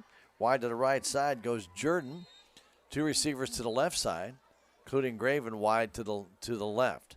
Baxter Davis a single setback as Atkins at his own 17-yard line gives it to Davis. Davis gets tripped up as he gets a couple of yards out to the 20. Diving in there is Garrett Connell. He got him around the ankles. And Davis back at that 100-yard mark. He had that big carry down the sideline of 88 yards. But the Bulldogs did not score on that drive. Tigers held them. So 3 receivers wide to the right side and a man in the slot. So they basically have 4 receivers to the right, just like Mountain View did. Atkins is naked in the backfield. He'll roll that way, fires that ball out, and it's caught by Graven. And that's going to be, looks like a little shy of the first down. He needed to get to the 28, but got to the 27, and it should bring up a 3rd down and 1. And it looks like Graven might be hurt, or somebody is hurt down there. I can't tell you who it is, but I think it's Graven. He might have got the wind knocked out of him. So a gain of 9, or I'm sorry, a gain of 7, excuse me, on that pass.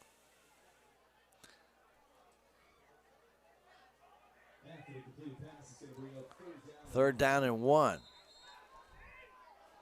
Owen wide to the left side.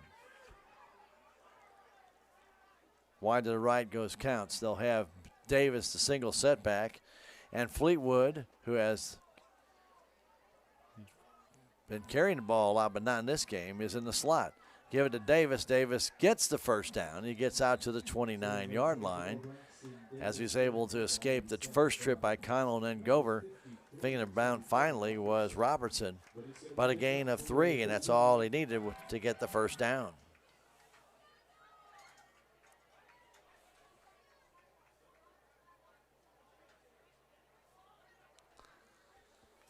Cabool does not go in a huddle, but they do take a lot of time in between plays, considering that they do not. 4 receivers to the left side. Atkins wants to throw, fires that ball out. It's caught there by Davis, has a blocker, turns upfield, and he'll get about 8 to the 37-yard line. It'll bring up just about a 2nd down and 2. Just a little flare pass out to the left.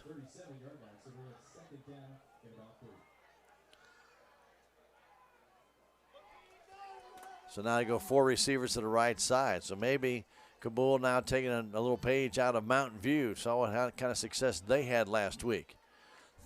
2nd down and 2. Atkins himself wants to run, and he does not get it. Gets taken down. Grabbed there by Arthur, and then finished off there by Easton May. So no gain, and it'll bring up 3rd and still 2. So Atkins thought he'd take it himself, didn't work. And again, they go 4 receivers to the right side. So they're emptying their backfield on a 3rd and 2 at their own 37-yard line. Atkins looking to throw. He gets pressure, gets away from it. The Tigers ran right by him, and Connell can't get him down. He's got the first down the sideline to the 40, cuts back to the middle of the field to the 30, still on his feet. Tigers finally get him down to the 25-yard line. 2 Tigers ran right by him. Don't know what they didn't see, but a long run and a swervy one at that by the quarterback, Tyler Atkins. He hadn't done anything in the first half like that, but this time a real nice run. And see what they finally do, spot him down. It looks like at the 24, and if that is the case, that's a 37-yard run for the young man. And a first down for the Bulldogs. That is their 2nd of the second half. And right now they're in Tiger zone at the 29-yard line. In the slot goes Fleetwood. Give it to Davis up the middle. Big hole. Davis to the outside. Gets down to the 15. That'll be very close to a first down. Right up the middle. Huge hole. And a Tiger is down. Looks like Travis Fulton a little slow in getting up. And it'll be 2nd and about 1 on a run by Davis of 9 yards. So the Bulldogs have the momentum going here early in this 3rd quarter. But the injury, 2 teams are moving their respective benches. 8:09 to go in this the 3rd quarter. 14-6, Salem on top, but the Bulldogs are driving, and we'll come back in 30 seconds. This is Salem Tiger football on KSMO Media. I'm a Missouri Farm Bureau insurance agent. I'm for working hard for what you get and then protecting what you've got. Your home, your vehicles, your life. I'm for making an honest living and taking pride in what you do, and for giving back to the community I call home. I'm for serving my clients with the respect and dignity you would expect from the farmers that started this company. And though I know you probably hope you never need me, I'm here for you when you do. I'm a Missouri Farm Bureau insurance agent, and if you're a Missourian, I'm for you. Well, it was Travis Fulton that got injured. He's being helped off, but the nice thing is he's putting weight at least on both feet. That's the good news. The bad news is that he's being helped off still. He's still leaning on his coaches to get off the field. So bring up 2nd down, about a yard to go for the Bulldogs at the Salem Tiger 15-yard line. They have come out with the opening kick here and have moved down the field adeptly. Snap is back, hand off to Davis. He's got the first down and more. Still on his feet, down to about the 7. Davis right up the gut. And that would be enough for a first down. And there's a flag down in the middle of the field. Right, usually where it's a hold. Let's see if that is the call, because that's right where Davis ran. Waiting on the official to give the sign. And it is illegal use of hands against the Bulldogs. Call is going to be against the Bulldogs. And that will negate that big run. He'll get a 2-yard run, and then he'll move it back.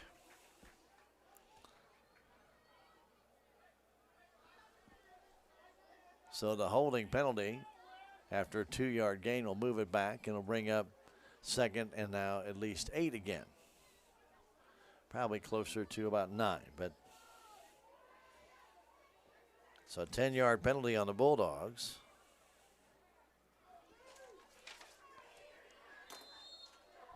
And it brings up 2nd and 8. Trips to the right for Cabool. Davis, the single setback. He'll set up to the right of Atkins. Atkins rolls to his right, looking downfield, fires it down the middle of the field for Graven. Graven pushes off, and a flag goes down, but Graven pushed off on a Tiger defender. Owens, that should not be defensive interference. But I bet they're going to call it that way, but Owens has a right to go for the ball as well. The flag is thrown in the end zone, which means nothing in high school.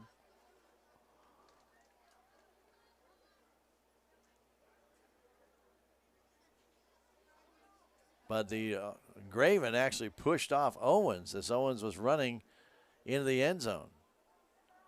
There's going to be pass interference. They're going to call it against the Tigers, which I knew was going to happen. And that's going to be a first down. That's a 15-yard penalty. But that's a mistake on the official because each team is allowed to go after the ball. And that's what Owens did. And Graven pushed him off. But first down for the Bulldogs. And they are right now at the 11-yard line. Graven in motion. Give it to Davis, trying to turn to the outside, trying to string it out. Gets to about the 8-yard line and yanked down there by the Salem Tigers. Looks like Shaw got him down. And a gain of about 2. Bring up 2nd and 8. They can get a first down around the 1. Around 1, maybe 2 yards. They call it 2nd down and 8. So the ball again on that far hash mark. Trips to the right side. They flip it out back, get it over to Davis on a little flare pattern. He gets inside the 6 and then 5, and a flag goes down. That might be a face mask near the 5-yard line. A face mask, I believe, going to be called on Salem. And looked like Owen grabbed the mask of Davis as he was diving forward. Totally inadvertent, but it's still going to count. Saw the helmet move. Coming back. With 7:01 to go in this third quarter, lots of penalties now starting to pile up in this game. Personal foul, face mask against the Salem Tigers, as I mentioned. That's going to move the ball inside the 5 to about the 3 or 4 yard line. Flag went down to 7, so that should move it to about the 3.5. So Cabool knocking at the door. Well, it shouldn't be at the 2. It should be about the 3. That should be an automatic first down, but they're not giving it to Cabool.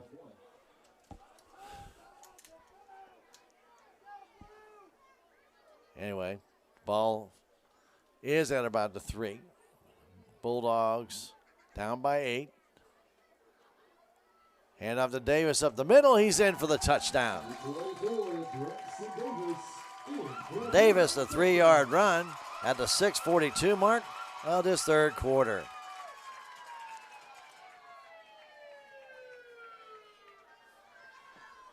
(14-12), and you know Cabool will go for the 2-point conversion.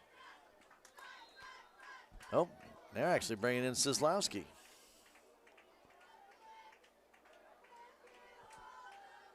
Well, maybe they're just going to have Sislowski run it. He's a big kid. He takes it, wants to run up the middle, and Sislowski does not make it. He falls short. As I mentioned, he's 6'3", 285, a big kid, but it needs 3 yards. He gets 2.5. And he didn't get it, and the Bulldogs still trail it as a 2-point conversion fails. And they trail it by 2, 14-12. The Tiger offense has got to get back on track. They had such a great first half early on, but the turnovers killed him. Now they'll get the ball for the first time here in the third quarter, and we're about halfway through this third quarter, a 5-minute and 18-second drive for the Bulldogs, and they got a lot of help on that. But the big play in that was the run by Trey Atkins. When he took off on a 3rd and about 7, the Tigers had two defenders go right in on him, and they went right past him. They didn't even reach out for him, and then he ran right between the two and then ended up getting 37 or so yards on that run as he weaved in and out of Salem Tiger defenders all the way down the field. So an excellent run, and you heard in Tiger Talk, Coach Barnes refer to this quarterback as being sneaky. Well, maybe slippery might be another term, but definitely he was able to get some very, very positive yardage out of his ability to read the field. There's no doubt about that. So again, they'll try an onside kick again. The Tigers got the hands team up there. They got 6 guys on that front line as Kozlowski will kick it. And this time, again, the kick, and Connell falls on it, has it. Guy speared him in the back, and no flag came in. Connell's asking the official. I mean, he got the ball down, and the helmet went directly into his back. That's a spearing, but no call made. Connell's still pleading his case, but he needs to get into the huddle. And they're going to talk. He's talking to the official about it. He speared him, and there's no doubt about it. And don't know if they'll throw a flag now, but I doubt it.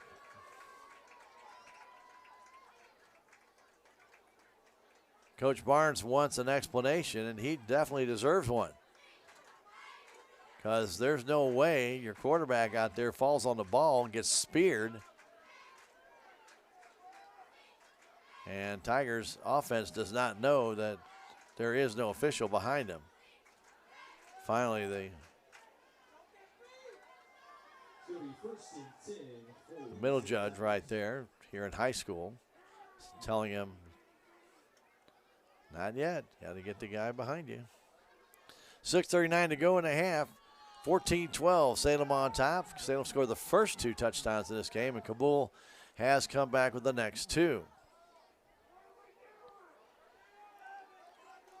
So now the white hat is back, and so they can now move forward and continue play.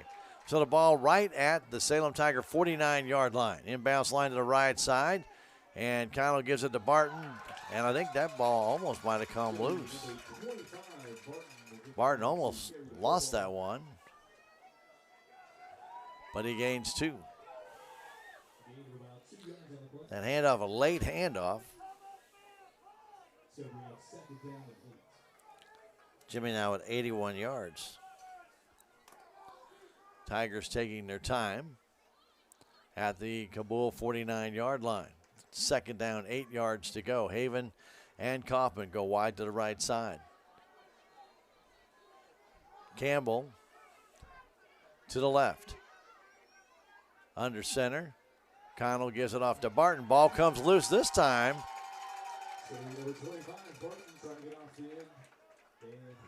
And Salem gets it back. Only a gain of 1. They might have marked him down, but that ball came out. Salem has already had 3 turnovers in this game after having 5 last week. 2 interceptions and a fumble today. 4 interceptions and a fumble last week. Now they're faced with a 3rd and 7. Tiger offense has got to come back alive. They're in the I formation. And now flag goes down, which will mean early movement by Salem. I did not see Cabool jump offside, so I'm having to assume a false start on the Salem Tigers. Let's see what the officials call, and that's what it's going to be. False start on Salem. That's going to cost them 5 more yards. 8 penalties now for 74 yards, the Salem Tigers, and they'll move them back to a 3rd and 12 with 5:11 to go in the third quarter. Well, we went from a very quick-moving first quarter to now Turtles pace with penalties and discussions. Back to throw is Connell, looking down the field. Gets out, wants to throw it deep, does throw it deep, and way over Bradley Gover, and out incomplete. Bring up 4th down, and about 12, and Tigers will punt. That's not what you wanted to see here. Tiger offense just not able to generate a thing on that drive. They're first of this second half.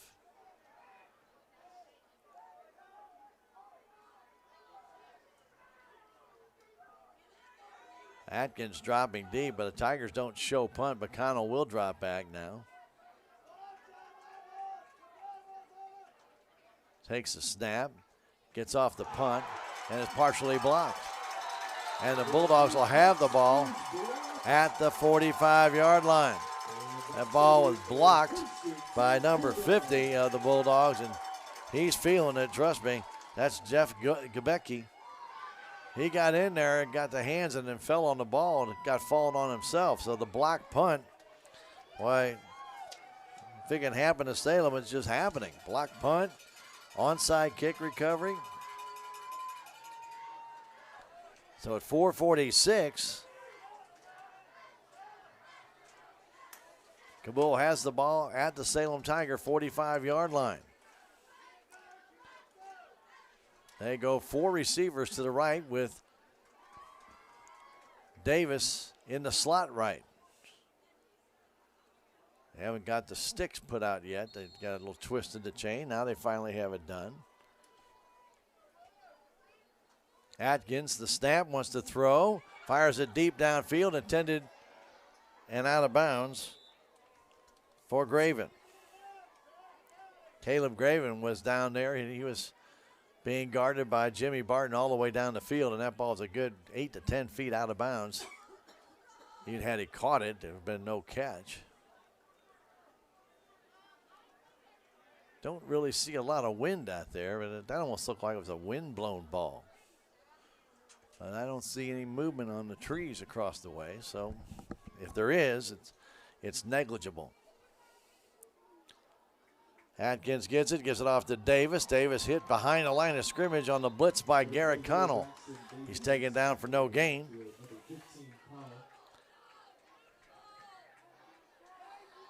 And it'll bring up 3rd down and 10. Graven will go wide to the right side. Counts will be on the inside, and we'll see where Fleetwood ends up lining up. On the other side of the field, going wide to the left side.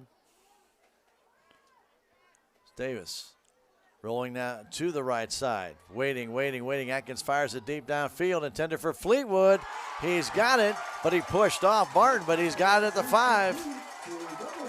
Nice pass, but there was a push off, but no call. And a 1st and goal at the 5 on the 34-yard pass from Atkins to Fleetwood.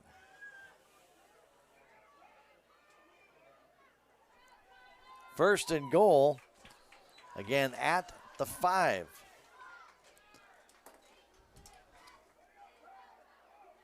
Atkins to Davis. Davis gets hit and taken down after little gain, or maybe even a loss of 2.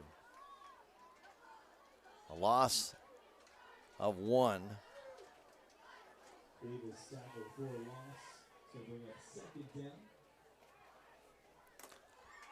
3:19 and counting third quarter. So a nice pass thrown by Atkins, but the push off of Barton as they're fighting for the ball was not called. Fleetwood to the left, Barton to the right. Atkins giving it to Davis up the middle. He's in for the touchdown. A 6-yard run by Davis, and the Bulldogs are on top. 2:57 to go.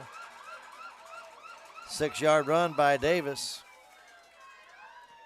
And Cabool has scored the last 3 scores. 127 yards for Davis now on 24 carries. Kozlowski in again for that 2-point conversion. The big man, he's taking it, and he's going to throw it. He does, and it's intercepted by Salem and taken there by Haven. So the 2-point conversion fails. Kozlowski came up and then wanted to flip it. I believe he was actually in front of the line of scrimmage when he did that, but doesn't matter. But what does matter is that Cabool has come back to take a 4-point lead as the Salem Tigers now trail at 18-14. You kind of see Salem kept giving them chances and chances, and sooner or later, when the Tiger defense starts to wear down a bit, plus the lack of calls against Cabool, the spearing miss against Garrett Connell, and then the push off down there as Fleetwood, to get away from Barton, pushed him off to the inside of the field. I mean, it's pretty obvious when your arms are extended back so you can get the ball. I think I would have an idea that that's got to be pass interference on the offense. Didn't get called. So after the Tigers took a 8-0 lead back in the first quarter and then extended that out to 14-0 on the Kaufman 52-yard pass from Connell, it's been all Bulldogs. The Graven 15-yard pass from Atkins after the interception at the 2:07 mark left in the second quarter. And then here in the third quarter, back-to-back touchdowns, one on the initial kick and drive, and then the second one after the block punt. So Kozlowski again will try that onside kick. You got somebody who's really willing to gamble to come up and grab that thing before it goes 10 yards and just run past everybody. That's usually the way to stop that. High school guys just usually aren't that aggressive. Salem with 6 on that front line. Again, the onside kick. It comes loose, and the Tigers bounce on it. That's Bradley Gover jumping on that one. Oh, I'm sorry. It was not Gover jumping on it for the Salem Tigers. It was actually number 12, Caden DuBois. So Caden jumped on that ball as it came out of the hands of the Tigers on that line. It said if you want to be aggressive, try and just take that ball on that big hop and take it the other way, but you got to time it just right. The Tigers put 2 receivers out wide to the right side. Haven and Campbell go out that way.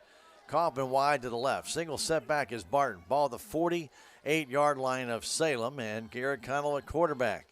Keeps it himself, trying to turn upfield, and will roll to the 50. A gain of 2 for Garrett. His first carry of the second half. 2:39 and counting third quarter. 18-14 now Bulldogs.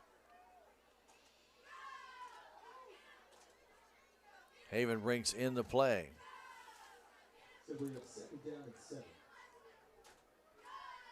Ball right on the 50. Tigers go deep on the right side with Haven. 2 receivers to the left. In the gun, Connell wants to run it. Gets a nice block to the outside. Barton with a great block, and Connell still on his feet. Going down the sideline, gets pushed out of bounds at the 23. That's a 27-yard run for Garrett Connell. No flags down and a first down. He got a great block from Jimmy Barton. And that opened up the hole for him to get to the outside. A big first down for the Salem Tigers. Their first of this second half. No flags down. That's the key. Under 2 minutes now to go in the third quarter. Still a lot of time left. 18-14 Bulldogs. So great run by Connell there. Go back to single setback of Jimmy Barton. 2 receivers to the left. Inbounds line to the right side. On the near hash mark. And flags go down. Delay a game against the Salem Tigers. So again, a little bit of getting back into the huddle and getting the play in has cost the Salem Tigers here 5 yards.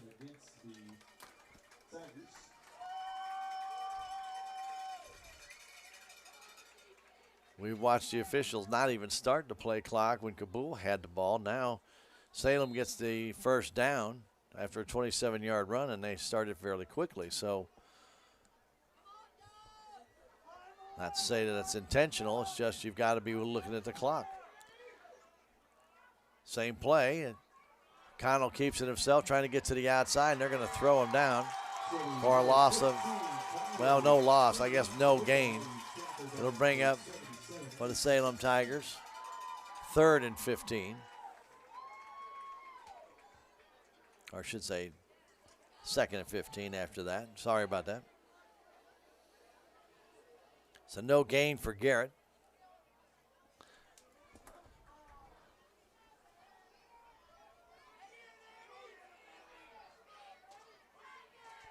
In the gun.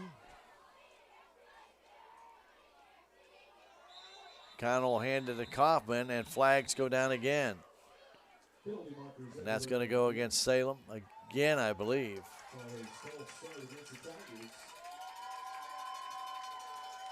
So the Salem Tigers now at 10 penalties. 84 yards. Just making some just silly mistakes here. And costing them an extra 10 yards here already. Just to delay a game and then early movement. 10 seconds left on the play clock as Tigers approach the line of scrimmage. We have under a minute to go in the 3rd quarter. Connell gets it, wants to run himself, turns, spins, drives, and gets about 6 of those yards back.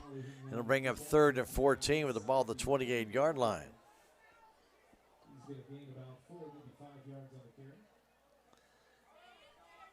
So bring up 3rd and 14. Ball at the 33-yard line of Cabool with 35 seconds to go in the 3rd quarter.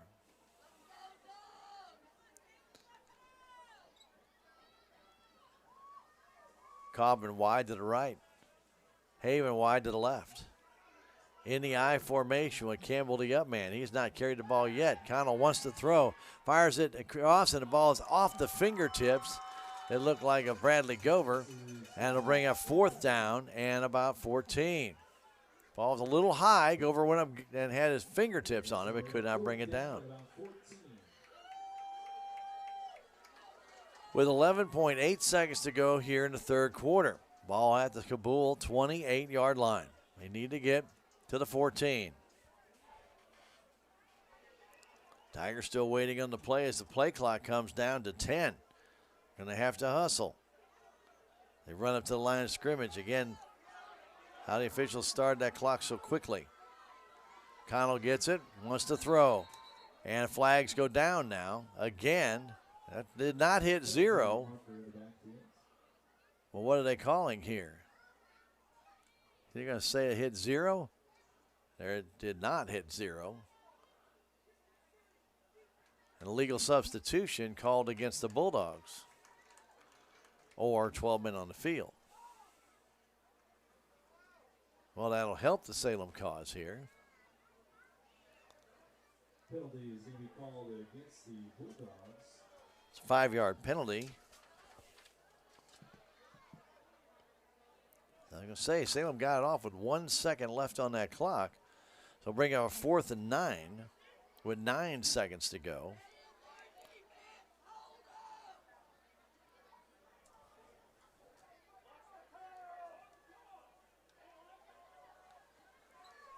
This 3rd quarter has lasted almost 40 minutes. So 9 seconds to go in the I. 4th down. Tigers back to throw. Connell Setting up a screen down the middle of the field. It's intercepted again, this time by Davis. Davis to the 20-yard line is taken down from behind by Gover. Another interception thrown by Connell. Davis with the interception on the last play of the third quarter. And that is the third interception thrown tonight by Garrett Connell. And that one right at about the 7-yard line. And then he brought it back out to the 22 as the third quarter came to an end. The Bulldogs scored 12 points in that third quarter, and they lead it 18-14 at the end of 3 quarters of play. We're going to take a 1-minute break and come back with the fourth quarter. It's Tiger football on KSMO Media.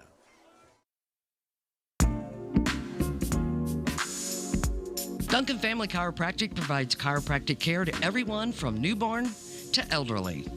Dr. Duncan treats wellness, sports injuries, chronic ear infections, pregnancy, and more. Ask Dr. Duncan about your full line of supplements, including Juice Plus and standard processed supplements, as well as pain relief, BioFreeze products. History is what makes the Bank of Salem different. We've been a part of this community since 1883, and we're the first bank in Salem, as well as one of the oldest banks in the Ozarks. We pride ourselves in our commitment to this community and make giving back a priority each year through our many donations and volunteer hours. Our employees are your neighbors, friends, and family who strive to make this community we call home the best it can be. Come bank with us at the Bank of Salem and be a part of Denton County history. So the Bulldogs will take over at their own 22-yard line to start this fourth quarter after the third interception thrown by Garrett Connell. As Davis picked that one off right around the 7-8-yard line, maybe even as low as the 6 when he read that ball. It looked like it was intended for Bradley Gover, and before Bradley could turn, actually get that in position there, it was picked off. So the Bulldogs have it at their own 22. They'll hand that ball off, and trying to find a little room is Davis, and he'll find very little room that time, a gain of 1 yard. The Tigers' running game has pretty well come to an end here tonight after that first half. Garrett Connell got a nice run in that drive right there, but just the overall running game has slowed down as Jimmy Barton had a great first half, but has really not run the ball here in the second half. Atkins, handing that ball off again and trying to find a little bit of running room as Davis. There's just not much. Tiger defense has swallowed him up a little bit. A gain of another yard, or maybe a yard and a half out to near the 29. It's going to bring up 3rd and 8.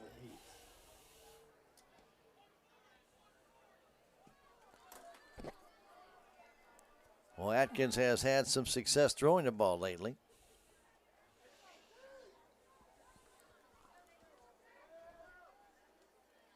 He's back. Wants to throw. Rolls to his right, looking down the field, throws it, and it's caught, I believe, for a first down at the 34-yard line to Graven. That'll be a 9-yard pass and a first down.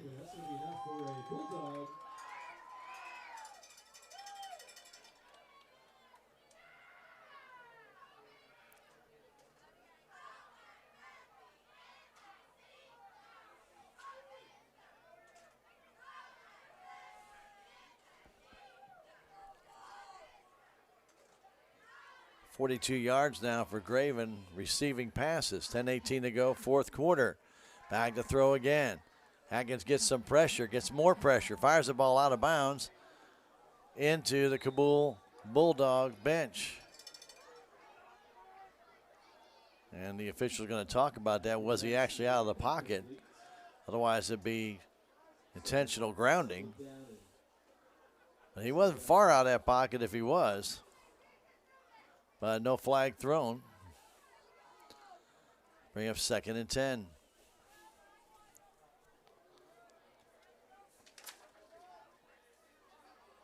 Cabool with their 12th first down of this game. We're in the fourth quarter, 18-14 Bulldogs. Trips to the left side. keeping it and trying to do something with it himself is the quarterback, and he gets the first down. Atkins races up the field for about 17 yards as he faked it to Davis, and he gets another first down. Doesn't run it very often, but when he does, he's very effective. He faked it to Davis. Davis took the hit, and then Atkins took off around the end, and Tigers had to chase him down. 17-yard gain, the ball just over the 50-yard line. 1st and 10 Bulldogs. Here's Davis again trying to get a block to the outside. Connell takes him and throws him down for a loss of 2. Davis just could not extend it any farther. Garrett cut him off.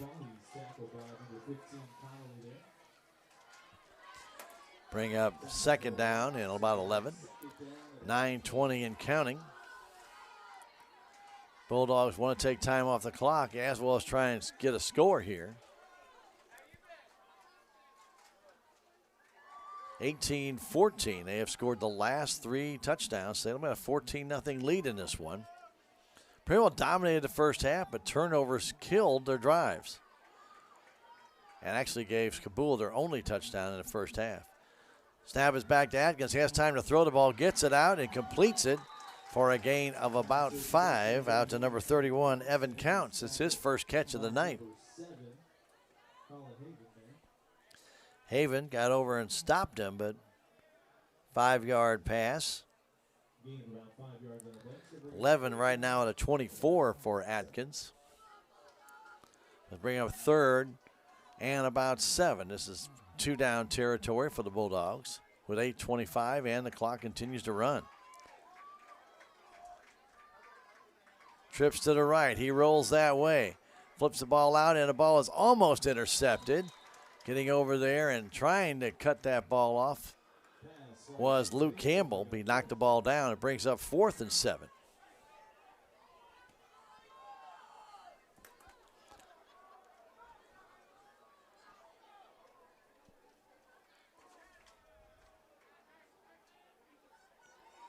Coming back in the ball game is Owen Casper, and they may punt here, but I wouldn't bet on it. Tigers drop a man deep. That looks like Jimmy Barton back there. Snap is back, and they're going to throw the ball. They do. They fire across the middle. Incomplete. Incomplete as Graven had that inside track as Eli Newman was with him, but a perfectly thrown ball. That would have been a touchdown as when Atkins got back there, no guarantee he's going to kick the ball. And so Salem takes over on their own 46-yard line. 8:09 to go, 4th quarter. Salem trails it by 4, 18-14. Bulldogs with 2 touchdowns in that 3rd quarter. O'Connell will go under center. From the 46. Takes it, hands that ball off to Campbell at the middle. Big hole for Campbell. Luke gets inside the 40-yard line to the 38. That'll be a gain of 17 yards. And, make it 15. And where they spot him down, it'll be a first down for Campbell on his first carry of the night. They all went the other way as Campbell hasn't carried it all night long. And a big first down for the Salem Tigers here in this 4th quarter. Ball at the 38-yard line of Cabool, right down the middle of the field, with the clock running at 7:50. Haven wide to the right side. Kaufman wide to the left. They go in that I formation again. Campbell, the up man. Barton, the deep man. Turn, give it to Barton. Jimmy to the outside. Breaks a tackle. Still on his feet. Dives for 5 more.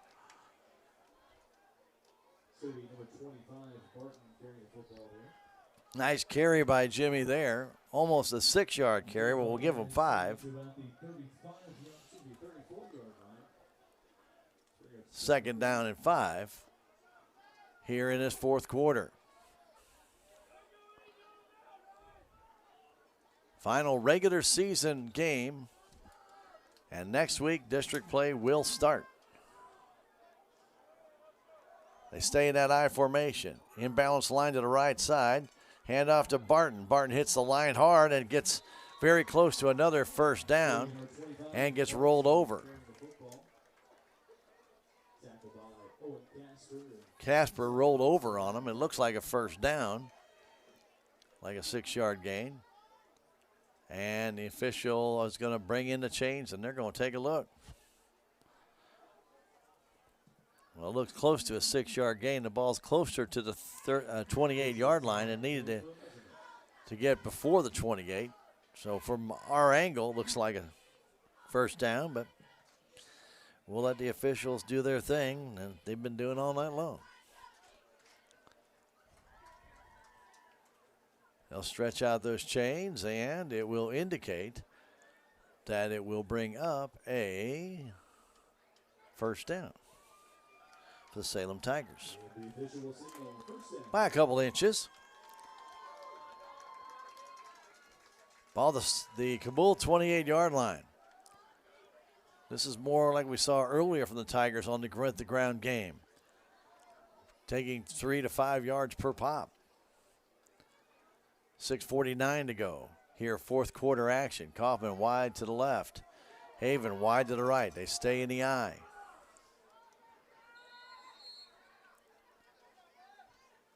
Connell under center. They look like they want to do a little blitzing. They give it off to Campbell, and Campbell this time not going to get much, maybe a yard or two.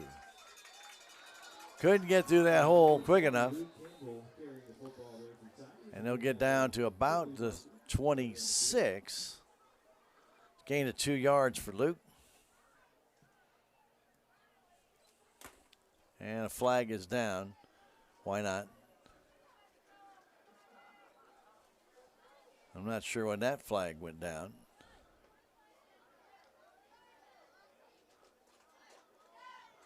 But fairly late after the play, so waiting on the official call here. They're going to pick up the flag. No flag. 6:37 to go in the fourth quarter. Short gain by Campbell, but officials haven't moved the ball to the spot yet. Now they finally do. And will bring up 2nd down and 8. Ball at the Cabool 26-yard line. Don't forget, tomorrow we'll be at beautiful downtown Stratford. I hope you'll be out there and support your Lady Tigers. They take on the Stratford Lady Indians in semifinal district play in volleyball. 3:30. We'll have that at 3:15 with Tiger Talk coach Kristen Barnes.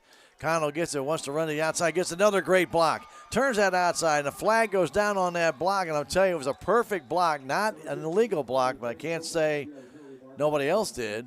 But Barton really took the guy out. Perfect block, but they're going to call it back.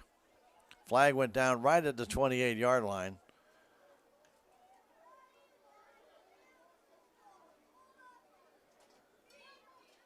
And Barton's pleading his case, but his block was perfect. He did nothing wrong, but the flag came in, and I don't know if anybody behind him in the line created the foul, but they're going to, and Jimmy's still pleading this case, they're going to call a personal foul against Barton. Say crackback block. Unbelievable. There's nothing wrong with the block that he did. He did not take out a knee. He hit the guy up in the middle part of his body, but they're going to call the penalty anyway. That's a tough call on a very good block. Moves the ball back to the Cabool 42-yard line. It'll still be 2nd down, but that's a tough call. Barton is still pleading his case,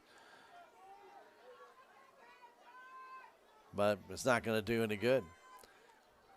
They've already marked the yardage off. They're not going to give it back, and they haven't started the play clock yet. Now Salem will have a chance to come to the line, and they start not only the play clock but the down clock. So 2nd down and about 22. Connell, he'll hand around to Camden. Got a big hole. Camden cuts it up the middle, still on his feet. He'll get about that 15 yards back, and will bring up 3rd and about 8.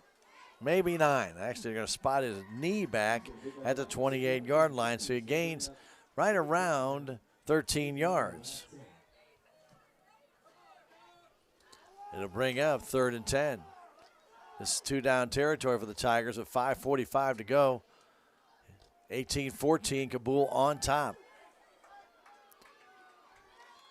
Campbell and Kaufman to the left side. Haven to the right side. Barton a single setback. Camden with that, and Connell trying to get a good block. Doesn't get it now. Moves forward for about 6 off the left side. It'll bring up 4th down and about 4. Garrett now at almost 70 yards and rushing. But it brings up a 4th down play. Need to get to the 18. He's right now at the 22. Well, 4th down, big 4th down play. This may mean the game right here. They go back in that I formation. And Cabool just went offside. I think they gave Salem their 1st down. I think Connell changed his cadence as one of the Bulldogs rushed up. I believe it was number 50, and I believe he went offside. Jeff Gebecki. And he did, and the Salem Tigers will earn that 1st down on a 4th down play. Remember, we saw early in the year the Salem Tigers did that a couple times, allowing teams to get 1st downs on 4th and short. So Salem has that 1st down. 4:46 to play, 4th quarter. 18-14, Bulldogs with the lead. Salem has not scored in the 2nd half, and this has definitely been their best drive. Connell under center. Turns, gives it off to Campbell up the middle, and Campbell will get to about the 12. About a 5-yard gain for Luke.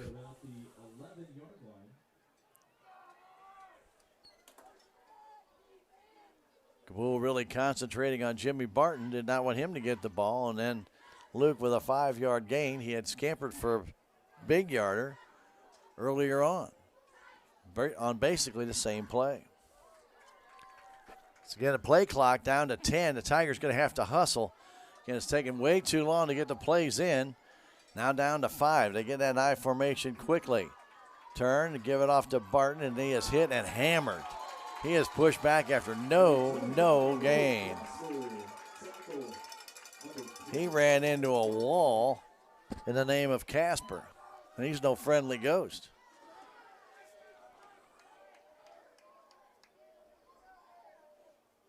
Oh, and Casper just absolutely picked up Jimmy Barton and put him right back on his back.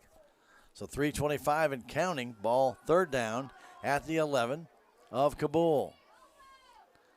Again, taking too long to get the play in as the Tigers now approach with 7 seconds to go in the play clock.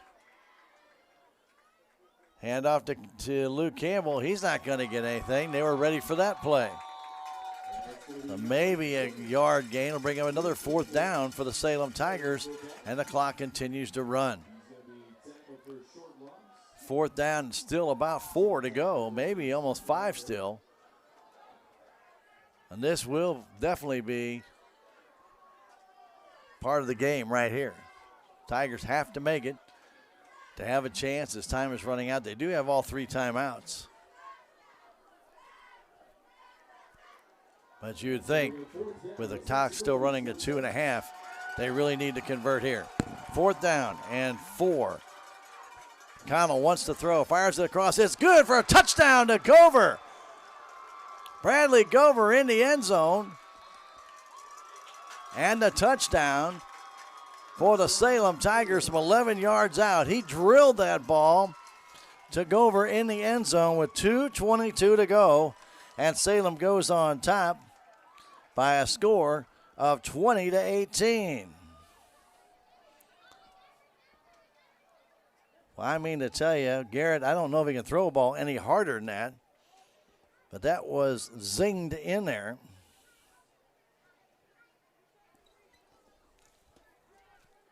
And this is his second touchdown pass of the night.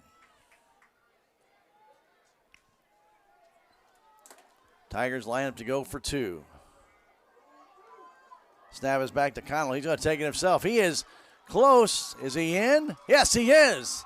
2-point conversion for Garrett Connell, which makes it a 4-point Salem Tiger lead. I don't know if Cabool has any field goal kicker, but if they did, that would take them out of range there. The Tigers lead by 4. Connell with the 2-point conversion.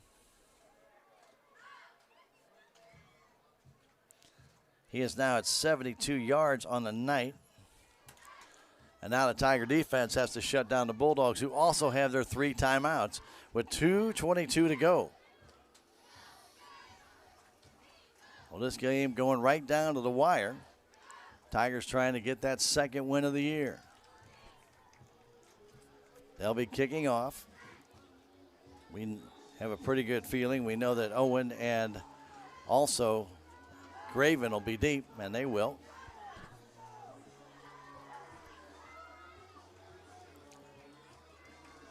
As Haven will kick it off.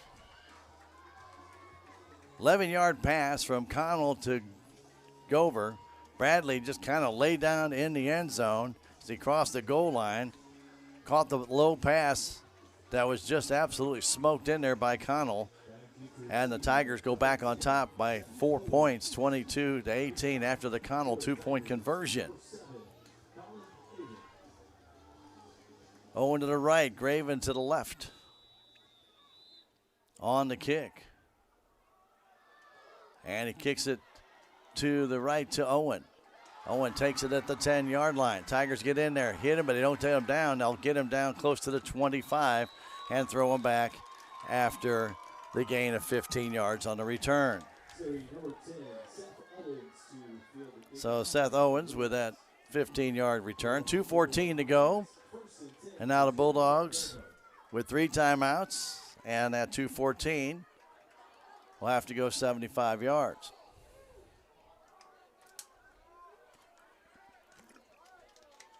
Can the Salem Tiger defense hold here?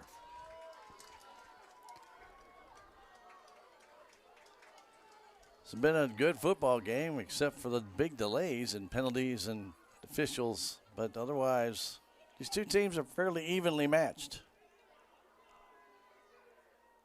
Low snap, Atkins gives it off to Davis. Davis is hit and thrown down right at the line of scrimmage. Tigers get in there and make a good play. It's Easton May making that tackle. He just shot the gap.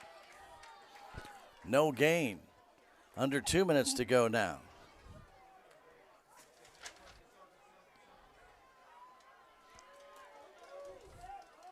Trey Atkins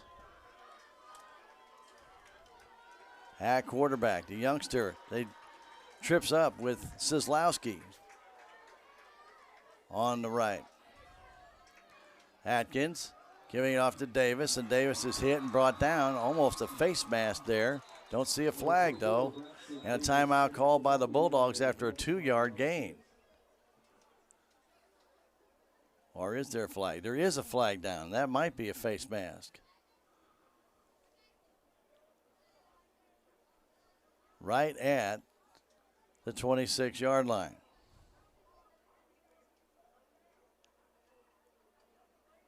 Personal foul, Salem Tigers. Hit to the head. This is getting a little bit ridiculous that only one team is doing this, but actually it looked like a face mask call, but that's going to give Cabool a free first down. That's now 114 yards in penalties against Salem in this game. The Bulldogs get the first down. The ball is moved out to the 40-yard line. Minute and a half. They did not call a timeout. Back, looking to throw that ball deep. Going down for Fleetwood. It's overthrown as Haven was stride for stride with him. No flags down with a minute 22 to go.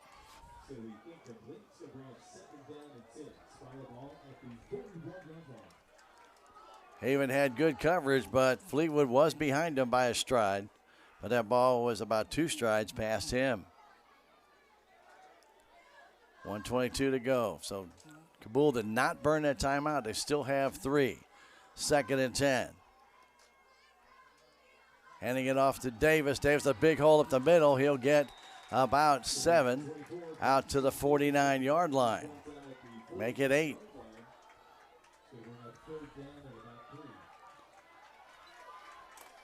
Clock running down to 1:06. They could have burned a timeout. They did not. Down to a minute now.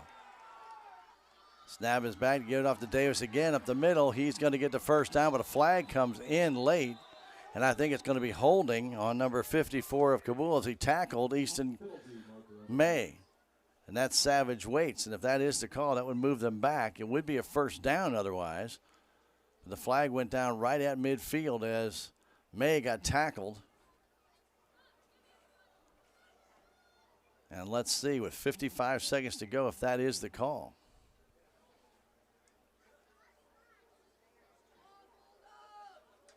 Well, these officials, they sit and they discuss this in such great detail. You think you would just say this is what the call is and let them go. White hats should know exactly what to do. Looks like it's going to be against Cabool. Personal foul. Chop block against the Bulldogs. That will take it back 15 yards. Well, maybe that's what he did to Easton May, but it looked like the kid just really just tackled Easton, but maybe it was a chop block. But that brings up with 55 seconds, Cabool with a face with 15 yards, 3rd down. Back to throw. Looking, has the time, fires it deep down the field, and falling down for the Tigers. And a flag goes down late. He just fell down. Owens fell down, and the receiver, Graven, fell over him. That's not pass interference. He didn't do anything. He fell down. He slipped trying to get back there, and the side judge threw the flag. That's not his call. This is getting a little ridiculous. The side judge is a good 50 yards from where that play was, and he threw the flag. After Owens slipped down, you could see him slip down. He did nothing but slip down, and Craven, trying to run after the ball, looking at the ball, ran over him and tripped down. There was no intent by Owens to trip the guy. That's inadvertent contact. So the other back officials there talking to the other official. And here we have another meeting. But that is not the side judge's call.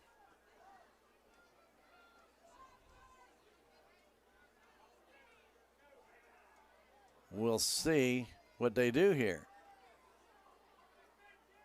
But that's a bad call. That's another bad call. Still waiting on the official. And they're going to call the pass interference. That's just terrible. That is terrible.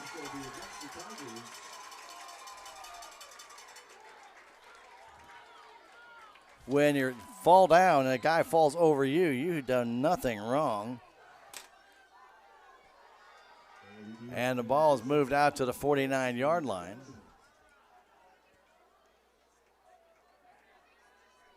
And somebody has got to have called timeout here. Both coaches are on the field. But we don't have any indication of a timeout. Are they going to measure?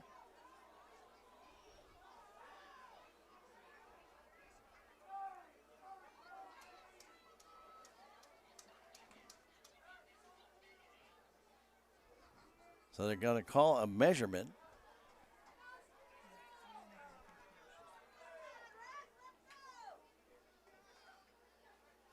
And they are short. So it's 3rd down. So they need about 3 inches.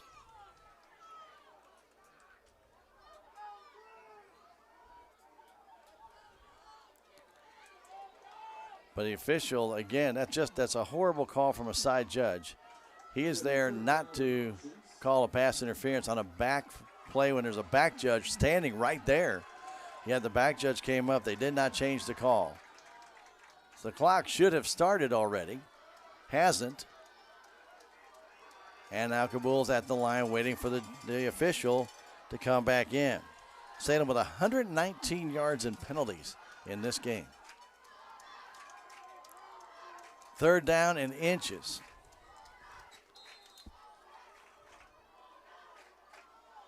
Trey gets it, gives it off to Davis. Davis up the middle, breaks the tackle, and he's going to take it for a touchdown. Davis will score from 49 yards away on a 3rd and inches, and Cabool takes the lead.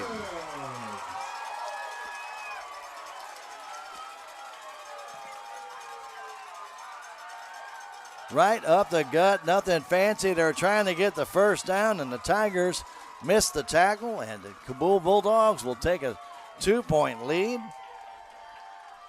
with 36 seconds left.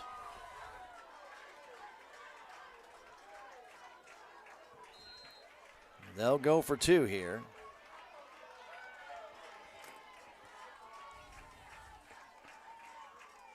Higgins gets it, wants to throw, fires it out all alone. It's Graven, he has it for 2. And then Haven throws him down, no flag. 2-point conversion, good.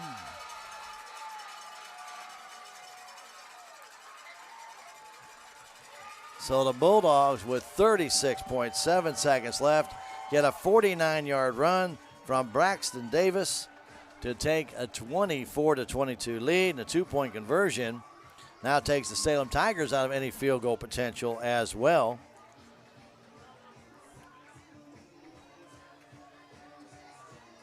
Boy, that really stings.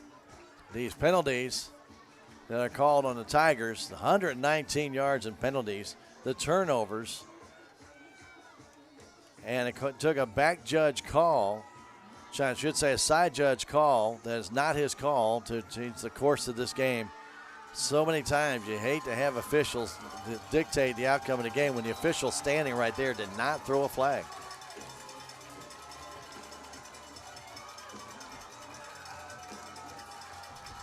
So Salem will have very little time. They have all 3 timeouts. And if Cabool does try their onside kick again, which you would think, why? Here, you're trying to maybe pooch it a little bit. And we could give Salem good field position, but they have to recover the ball. So Swislowski is going to try that onside kick again, it looks like.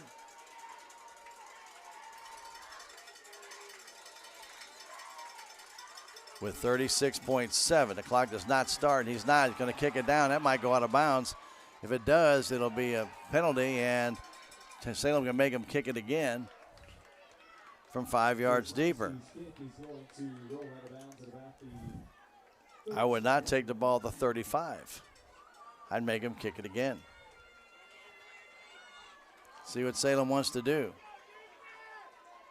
I should make him kick it again. Why is the Salem Tigers lining up at the 35? No. Make him kick it again. Be a 5-yard penalty.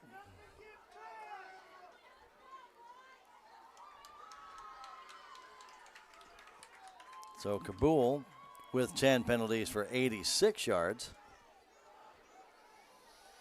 Still 36.7. The clock will not start until the ball is touched by a player.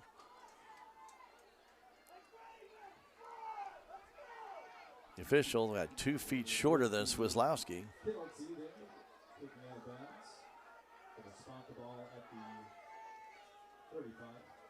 And now Swislowski wants his tee.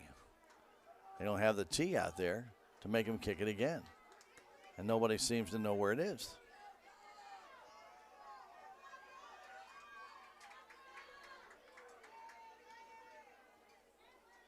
Well, he can drop kick it. I finally found the tee. Sometimes a comedy of errors here.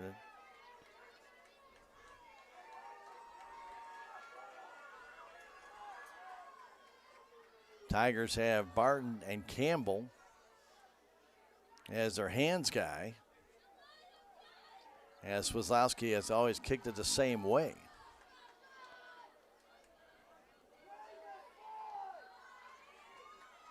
Well, he'll try it again. 36.7 seconds left. This time he tried to kick it down the field, and it went out of bounds. And again, he's going to try and kick it, and I don't think the officials were ready. And timeout was called by Cabool as he went to kick the ball. 36.7 seconds to go. Cabool 26, Salem 22. Back in 30 seconds. This is Tiger football on KSMO Media.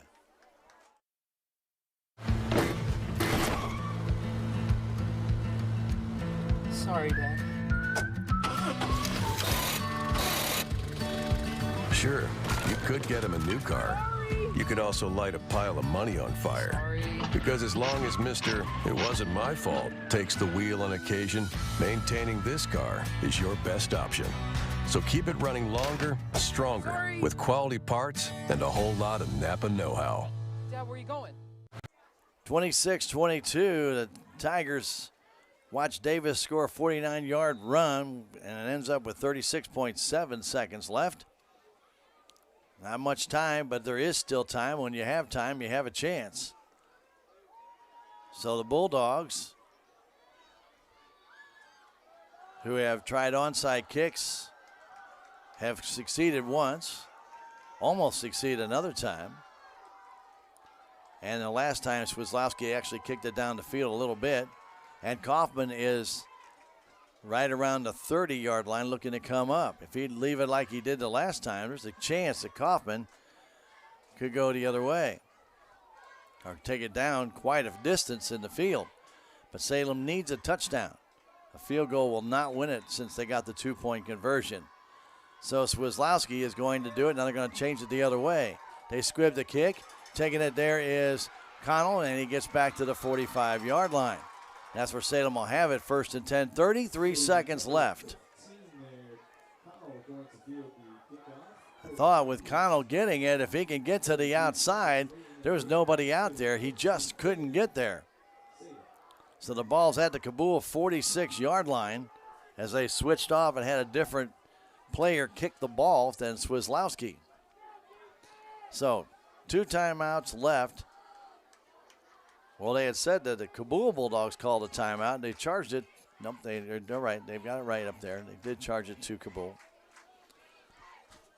So they haven't started the play clock yet. So the Tigers are still waiting as Coach Barnes is over there talking over with Colin Haven.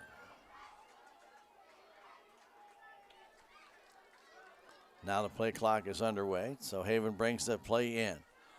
Salem has to score a touchdown. They trail it by 4. And there's just 35.5 seconds left. Connell gets it, drops back to pass. Rolls to his right.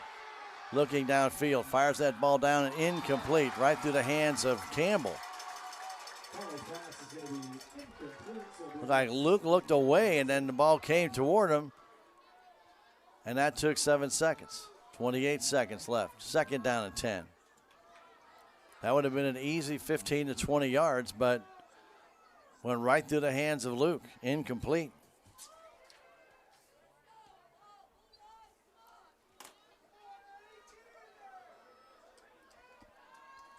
Remaining people for Cabool on their feet. Tigers go 2 receivers to the left, 1 to the right. Connell gets away from Slislawski.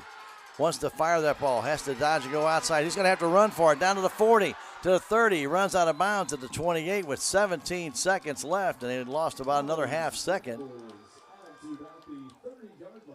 So Connell will race down to the 29, a gain of 8 to 18 yards and a 1st down.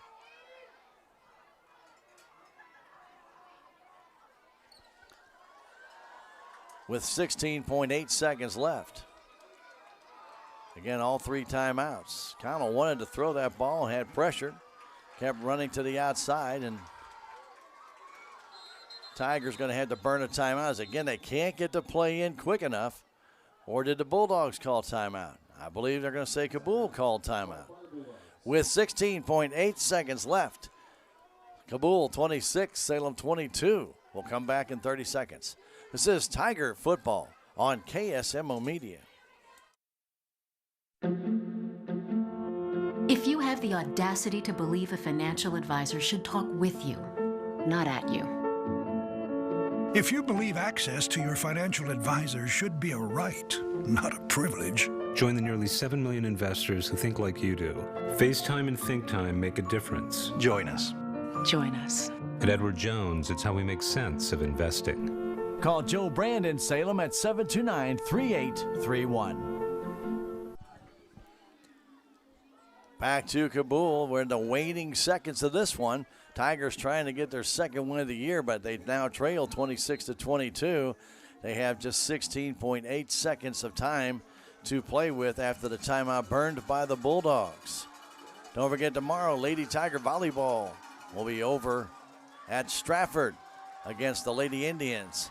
3:30 here on KSMO Radio, starting with Tiger Talk and Coach Kristen Barnes at about 3:20. Snap back to Connell. Connell has time, looking deep, has a man wide open out there and caught. Touchdown, Salem Tigers. All alone was Luke Campbell, and he was wide open. And with 8.4 seconds left, the 29-yard pass from Connell to Campbell is a touchdown. And the Salem Tigers go on top. I was watching Luke out there. He was just standing there and then took off down toward the end zone. And Campbell, 29-yard pass from Connell with 8.4 seconds left.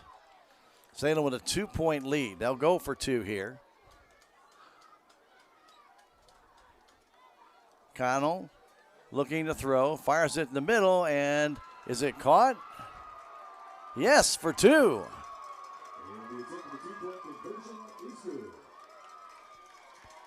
Tigers threw it in the middle. I believe that was Gover that got it. The 2-point conversion is good.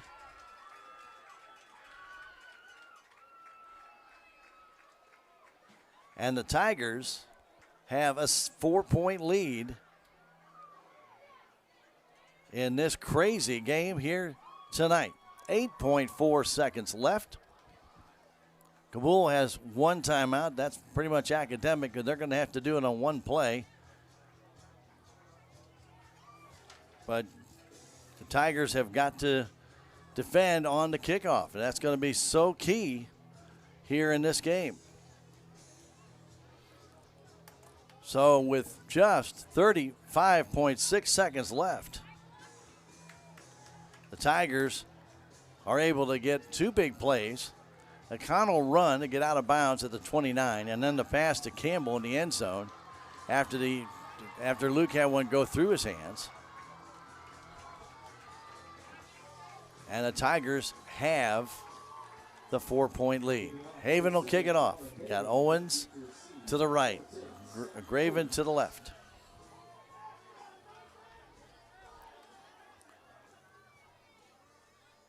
Salem, all they have to do, and it sounds easy, is keep them out of the end zone. Got 8.4 seconds. Haven will kick it.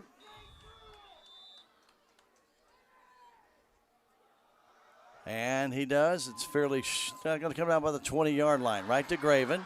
Graven getting a little seam up the middle. Gets a little block. He goes down to the 35-yard line with 2.3 seconds left. And the Bulldogs will have one play unless there's a defensive penalty. So they will have one play, and they're going to burn a timeout. And we're going to keep it here and go over some of that scoring. The Tigers took the lead early on in the game on a Barton 11-yard run. That was at the 31-second mark of the first quarter, just 31 seconds left. Connell got the 2-point conversion, made 8-0. Salem went out 14-0 on a Kaufman 52-yard pass from Connell. 2-point conversion failed. Salem up 14-0 going late into the first half. But then an interception by Graven led to a 15-yard pass from Atkins to Graven with the 2:07 mark left in that second quarter. And that made it 14-6 at halftime. The Bulldogs came out in that second half, did a nice drive of 5 minutes and 19 seconds, put the ball all the way down the field, a Davis 3-yard run, and that made it 14-12 as their 2-point conversion failed. They went on top of the 2:57 mark of the third quarter after a blocked punt, and that allowed them to get good field position. And they then took the lead on a 6-yard run by Davis, and that score at that time made it 18-14. Then the Tigers came back, and a go over 11-yard pass from Connell. The Tigers went back up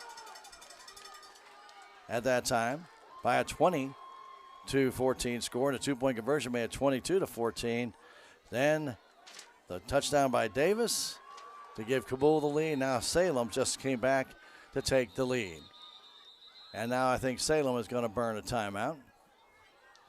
So as I mentioned in going through that scoring for you, Davis run with 36.7 seconds left on a 3rd and inches, a 49-yard run, a 2-point conversion good from Atkins to Graven, and that made it at that time a 26-22 lead. But the Tigers came back. Again, not much time left in Campbell, 29-yard pass from Connell, and that gave the Tigers a 4-point lead after Connell threw another pass to Gover inside. So 3 touchdown passes for Connell tonight. And that 29-yard one, a huge one,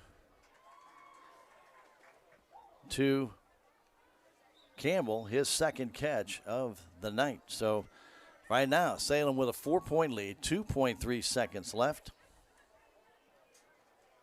Salem with 11 first downs in this game, Cabool 14. This has been a crazy game. We're closing in on the 10 o'clock hour with 2.3 seconds left. Coach Bryson out there trying to get his team pumped up. Again, we make it sound easy. All they have to do is keep them out of the end zone. Easier said than done. Atkins has had a very good game. Can the Tigers do it? 30-26, they lead it. Snap is low. Atkins back, has all kinds of time, getting pressure. Fires it deep down the field. That ball is going to be dropped, but it doesn't matter.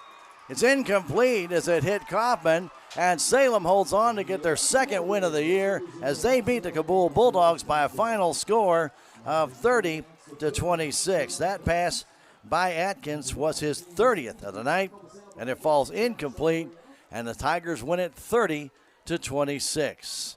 With all the penalties and all the turnovers, Salem somehow comes out and gets their 2nd win of the year as they get ready to go into district play, and more than likely they'll play St. Clair next week. We're going to take a 2.5-minute break. We'll come back and wrap things up from Cabool, Missouri. Salem 30, Cabool 26. This is Tiger Football on KSMO Media. Southwest Baptist University campus in Salem provides quality higher education close to home for residents of Dent County and the surrounding areas. The classes at SBU Salem campus are taught in the afternoon and evenings, making a degree attainable for people who are in the workforce or can't afford to go off to get a degree. We offer degrees in nursing, which is an RN Bridge program, elementary education. For more information on the degrees and programs, please contact admissions counselor Chris Welch to schedule an appointment as a prospective or returning student. With tax season fast approaching, you might have some questions that you need answered. If so, give the Tax Masters a call. They have over 40 years of experience and can handle all types of accounting services plus certified e-filing. Don't ever let yourself be a slave to the IRS. Come and see Jackie or Beth at Tax Masters, located at 107 West 4th Street here in Salem, or call 729-3001. Color the flowers. That's just the whole place looks amazing. I love it. Sophia, whatever happens, we're here to protect you. Thank you. There's no room for fear in your dream home policy from American Family Insurance. Insure carefully. Dream fearlessly.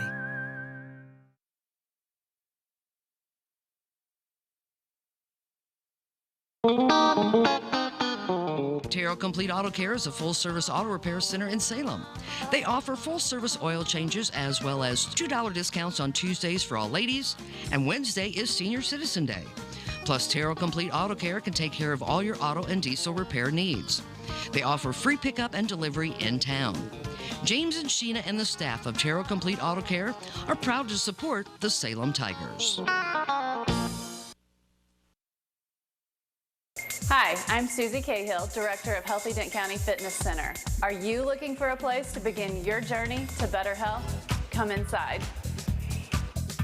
Never in my life have I been in another atmosphere where everyone was so friendly and eager to help others. It's not just the staff, it's the members. They're so passionate about what they do and so excited to help you. If you're ready to begin your journey to better health, come by and see us.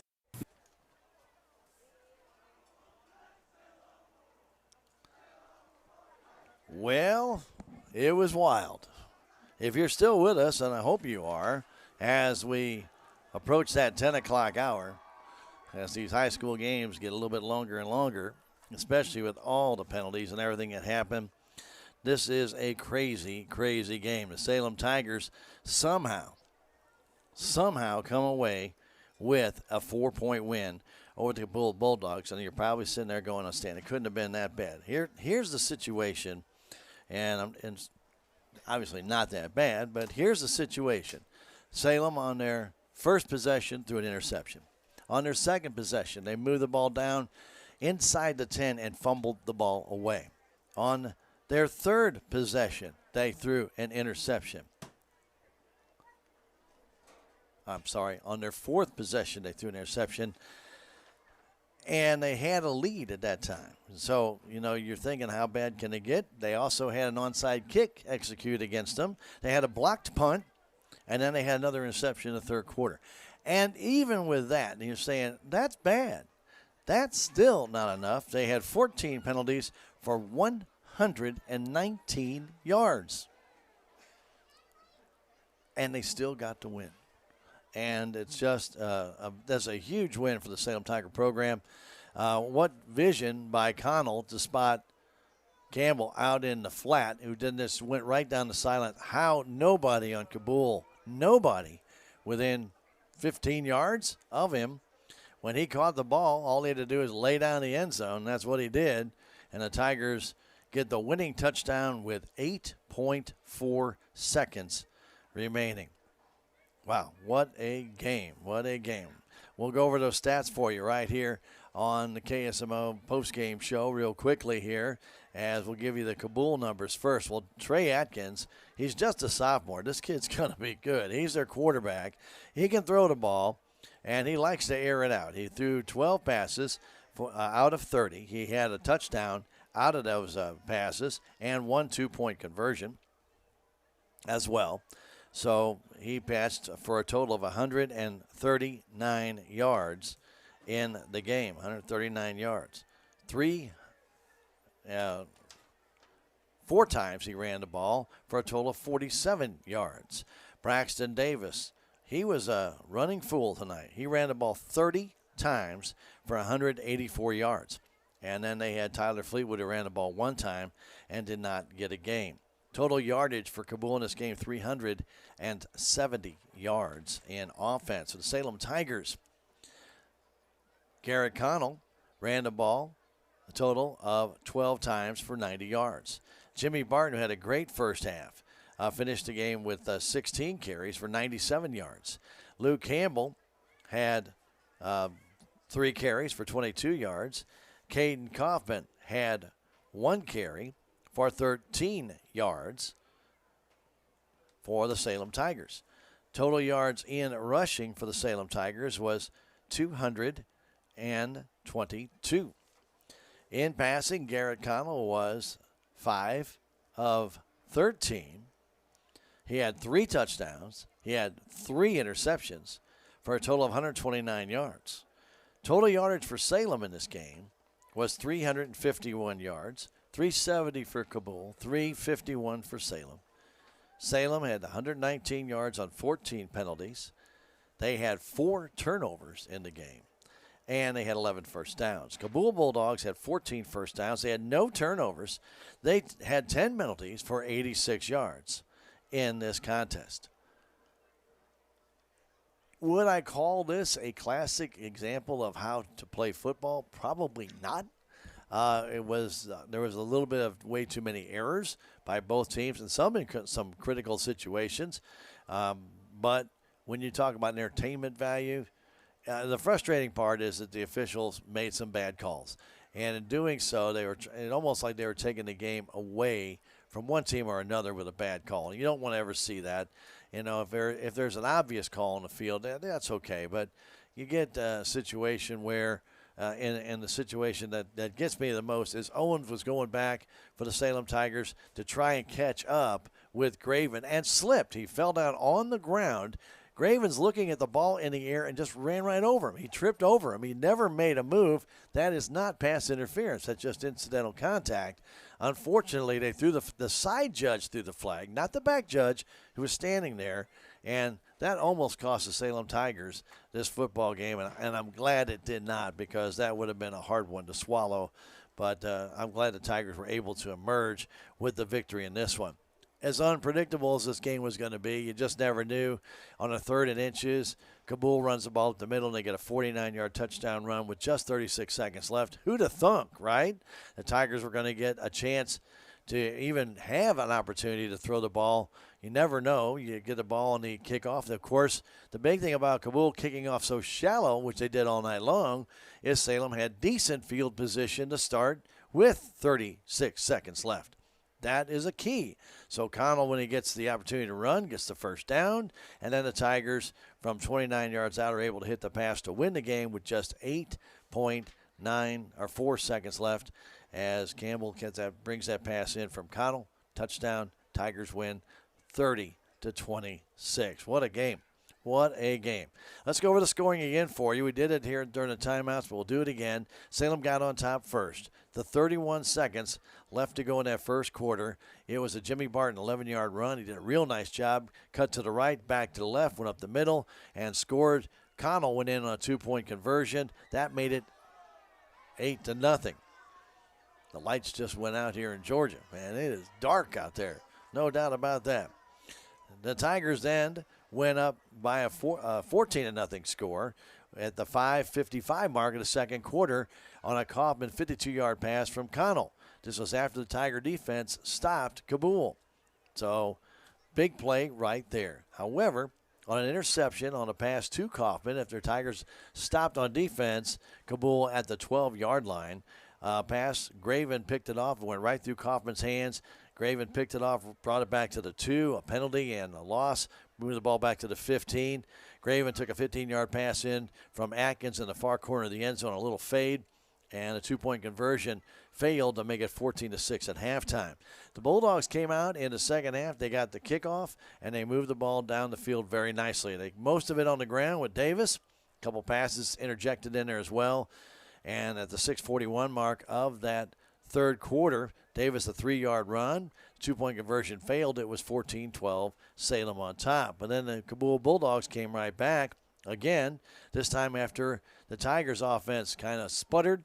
A block punt. They had the ball at the 43-yard line. They took it and went in with 2:57 to go on a Davis 6-yard run. 2-point conversion failed, but Cabool went on top at that time by a score of 18-14. Salem Tigers, though, came back. This time on a Gover, a pass from Connell with 2:12 remaining in the fourth quarter. So a lot of action happened in that last 2:12. Trust me, the pass from Connell, Salem Tigers went up. After the 2-point conversion was good by Connell, he went back in. So Salem went back up, this time by a score of 22-18. However, the game wasn't over, and as Cabool got the ball back, again they faced a 3rd and short, a Davis 49-yard run up the middle, nothing fancy, with 36 seconds left, gave Cabool what looked like a win in this one, as a 2-point conversion was good from Atkins to Graven, and that at that point made it a 26-22 game. But Tigers came back. Again, that short kickoff by Cabool came back to bite them. The run by Connell, and then the pass from Connell to Campbell. 29 yards in the corner of the end zone. 8.4 seconds left. The 2-point conversion to Gover was good. And the Tigers 30, Cabool 26. They get their second win of the year, 2-6 on the year for the Salem Tigers going in to district play. What a game. What a game to finish out the regular season. And hopefully that is something that will lead to some good positive vibes going into district play, but also for the program in the coming years. I hope Coach Bryce, I can't wait to talk to him about this one. He's going to have some comments to make, good and bad, I'm sure, in this one about what happened. But, boy, if you paid your $3 to get in and watch this game, you had your ups and downs with it. And I'll tell you what, 3 hours, $1 an hour for that entertainment. It was well worth it. Hope if you had KSMO Media on, you're streaming it. Hope you had a chance to enjoy the video of it. If not, you know these games are stored. You can go back and watch them on YouTube later. You can watch it back on Twitch later. You can watch it on Facebook later. So please do so. It would be well worth your time to take it all in. Unfortunately, a lot of slowdowns in the game with officials and the flags, and it got to be a little bit ugly in the middle there. But the last 3 minutes, if you don't see anything else, watch the last 3 minutes. It's well worth your time. Salem wins it 30-26. They are now 2-6 on the year, and as we mentioned, probably going to be at St. Clair next week, Friday night, 7 o'clock. We'll have it here on KSMO Radio, and we'll stream it, KSMORadio.com, audio only. No, we can't stream the video because of MSHA rules and district play. We will stream the video, but it will be on MSHA TV. That's MSHSAA.TV, and we'll have it streamed there for you from St. Clair. Or if it is a different destination, we'll have to wait till tomorrow until they do all the bonus points and everything else that they do in the districts now. What a game. What a game. Well, Rick, you missed it. I want to tell you, you just missed it. You'd have had fun with this one. But we want to thank everybody who joined us tonight for the game. It was well worth the time, I am sure. For Ben, for Krista here, for Jim back at the station, I'm sure he's had to man that coffee pot a couple more times tonight than he did last night with volleyball. But I'm sure it was well worth that extra French vanilla blend that he had there tonight. So we thank Jim for doing the controls back at the station, and thank all of you all season long for joining us for Salem Tiger Sports right here on KSMO Media. Tomorrow, 3:30 at, where are we at, Krista? Stratford. Very good. I was going to give her a quiz, and she passed. We'll play the Lady Indians. That'll be semifinal district volleyball action, 3:20 with Tiger Talk and Coach Kristen Barnes right here on KSMO and online at KSMORadio.com. Again, audio only because of the MSHA requirements of streaming. So we won't be able to do that. All right, very good. All right, have yourselves a great weekend. Tomorrow don't forget, we have for you St. Louis Blues hockey tomorrow night, 6:30. The first I'm out of words now. First home game for this year, and they'll take on the LA Kings. 6:30 pregame, 7 o'clock game time after volleyball tomorrow. Have a great weekend, and good night from Cabool. Thank you for watching today's broadcast of Salem Tiger Sports right here on KSMO. Tonight's broadcast was brought to you by these fine sponsors: the Salem Memorial District Hospital, K&H Auto Supply, Farm Bureau Insurance, Willie Strader Agent, Duncan Family Chiropractic, the Bank of Salem, Napa Auto and Truck Parts, Edward Jones, Southwest Baptist University Salem Campus, Taxmaster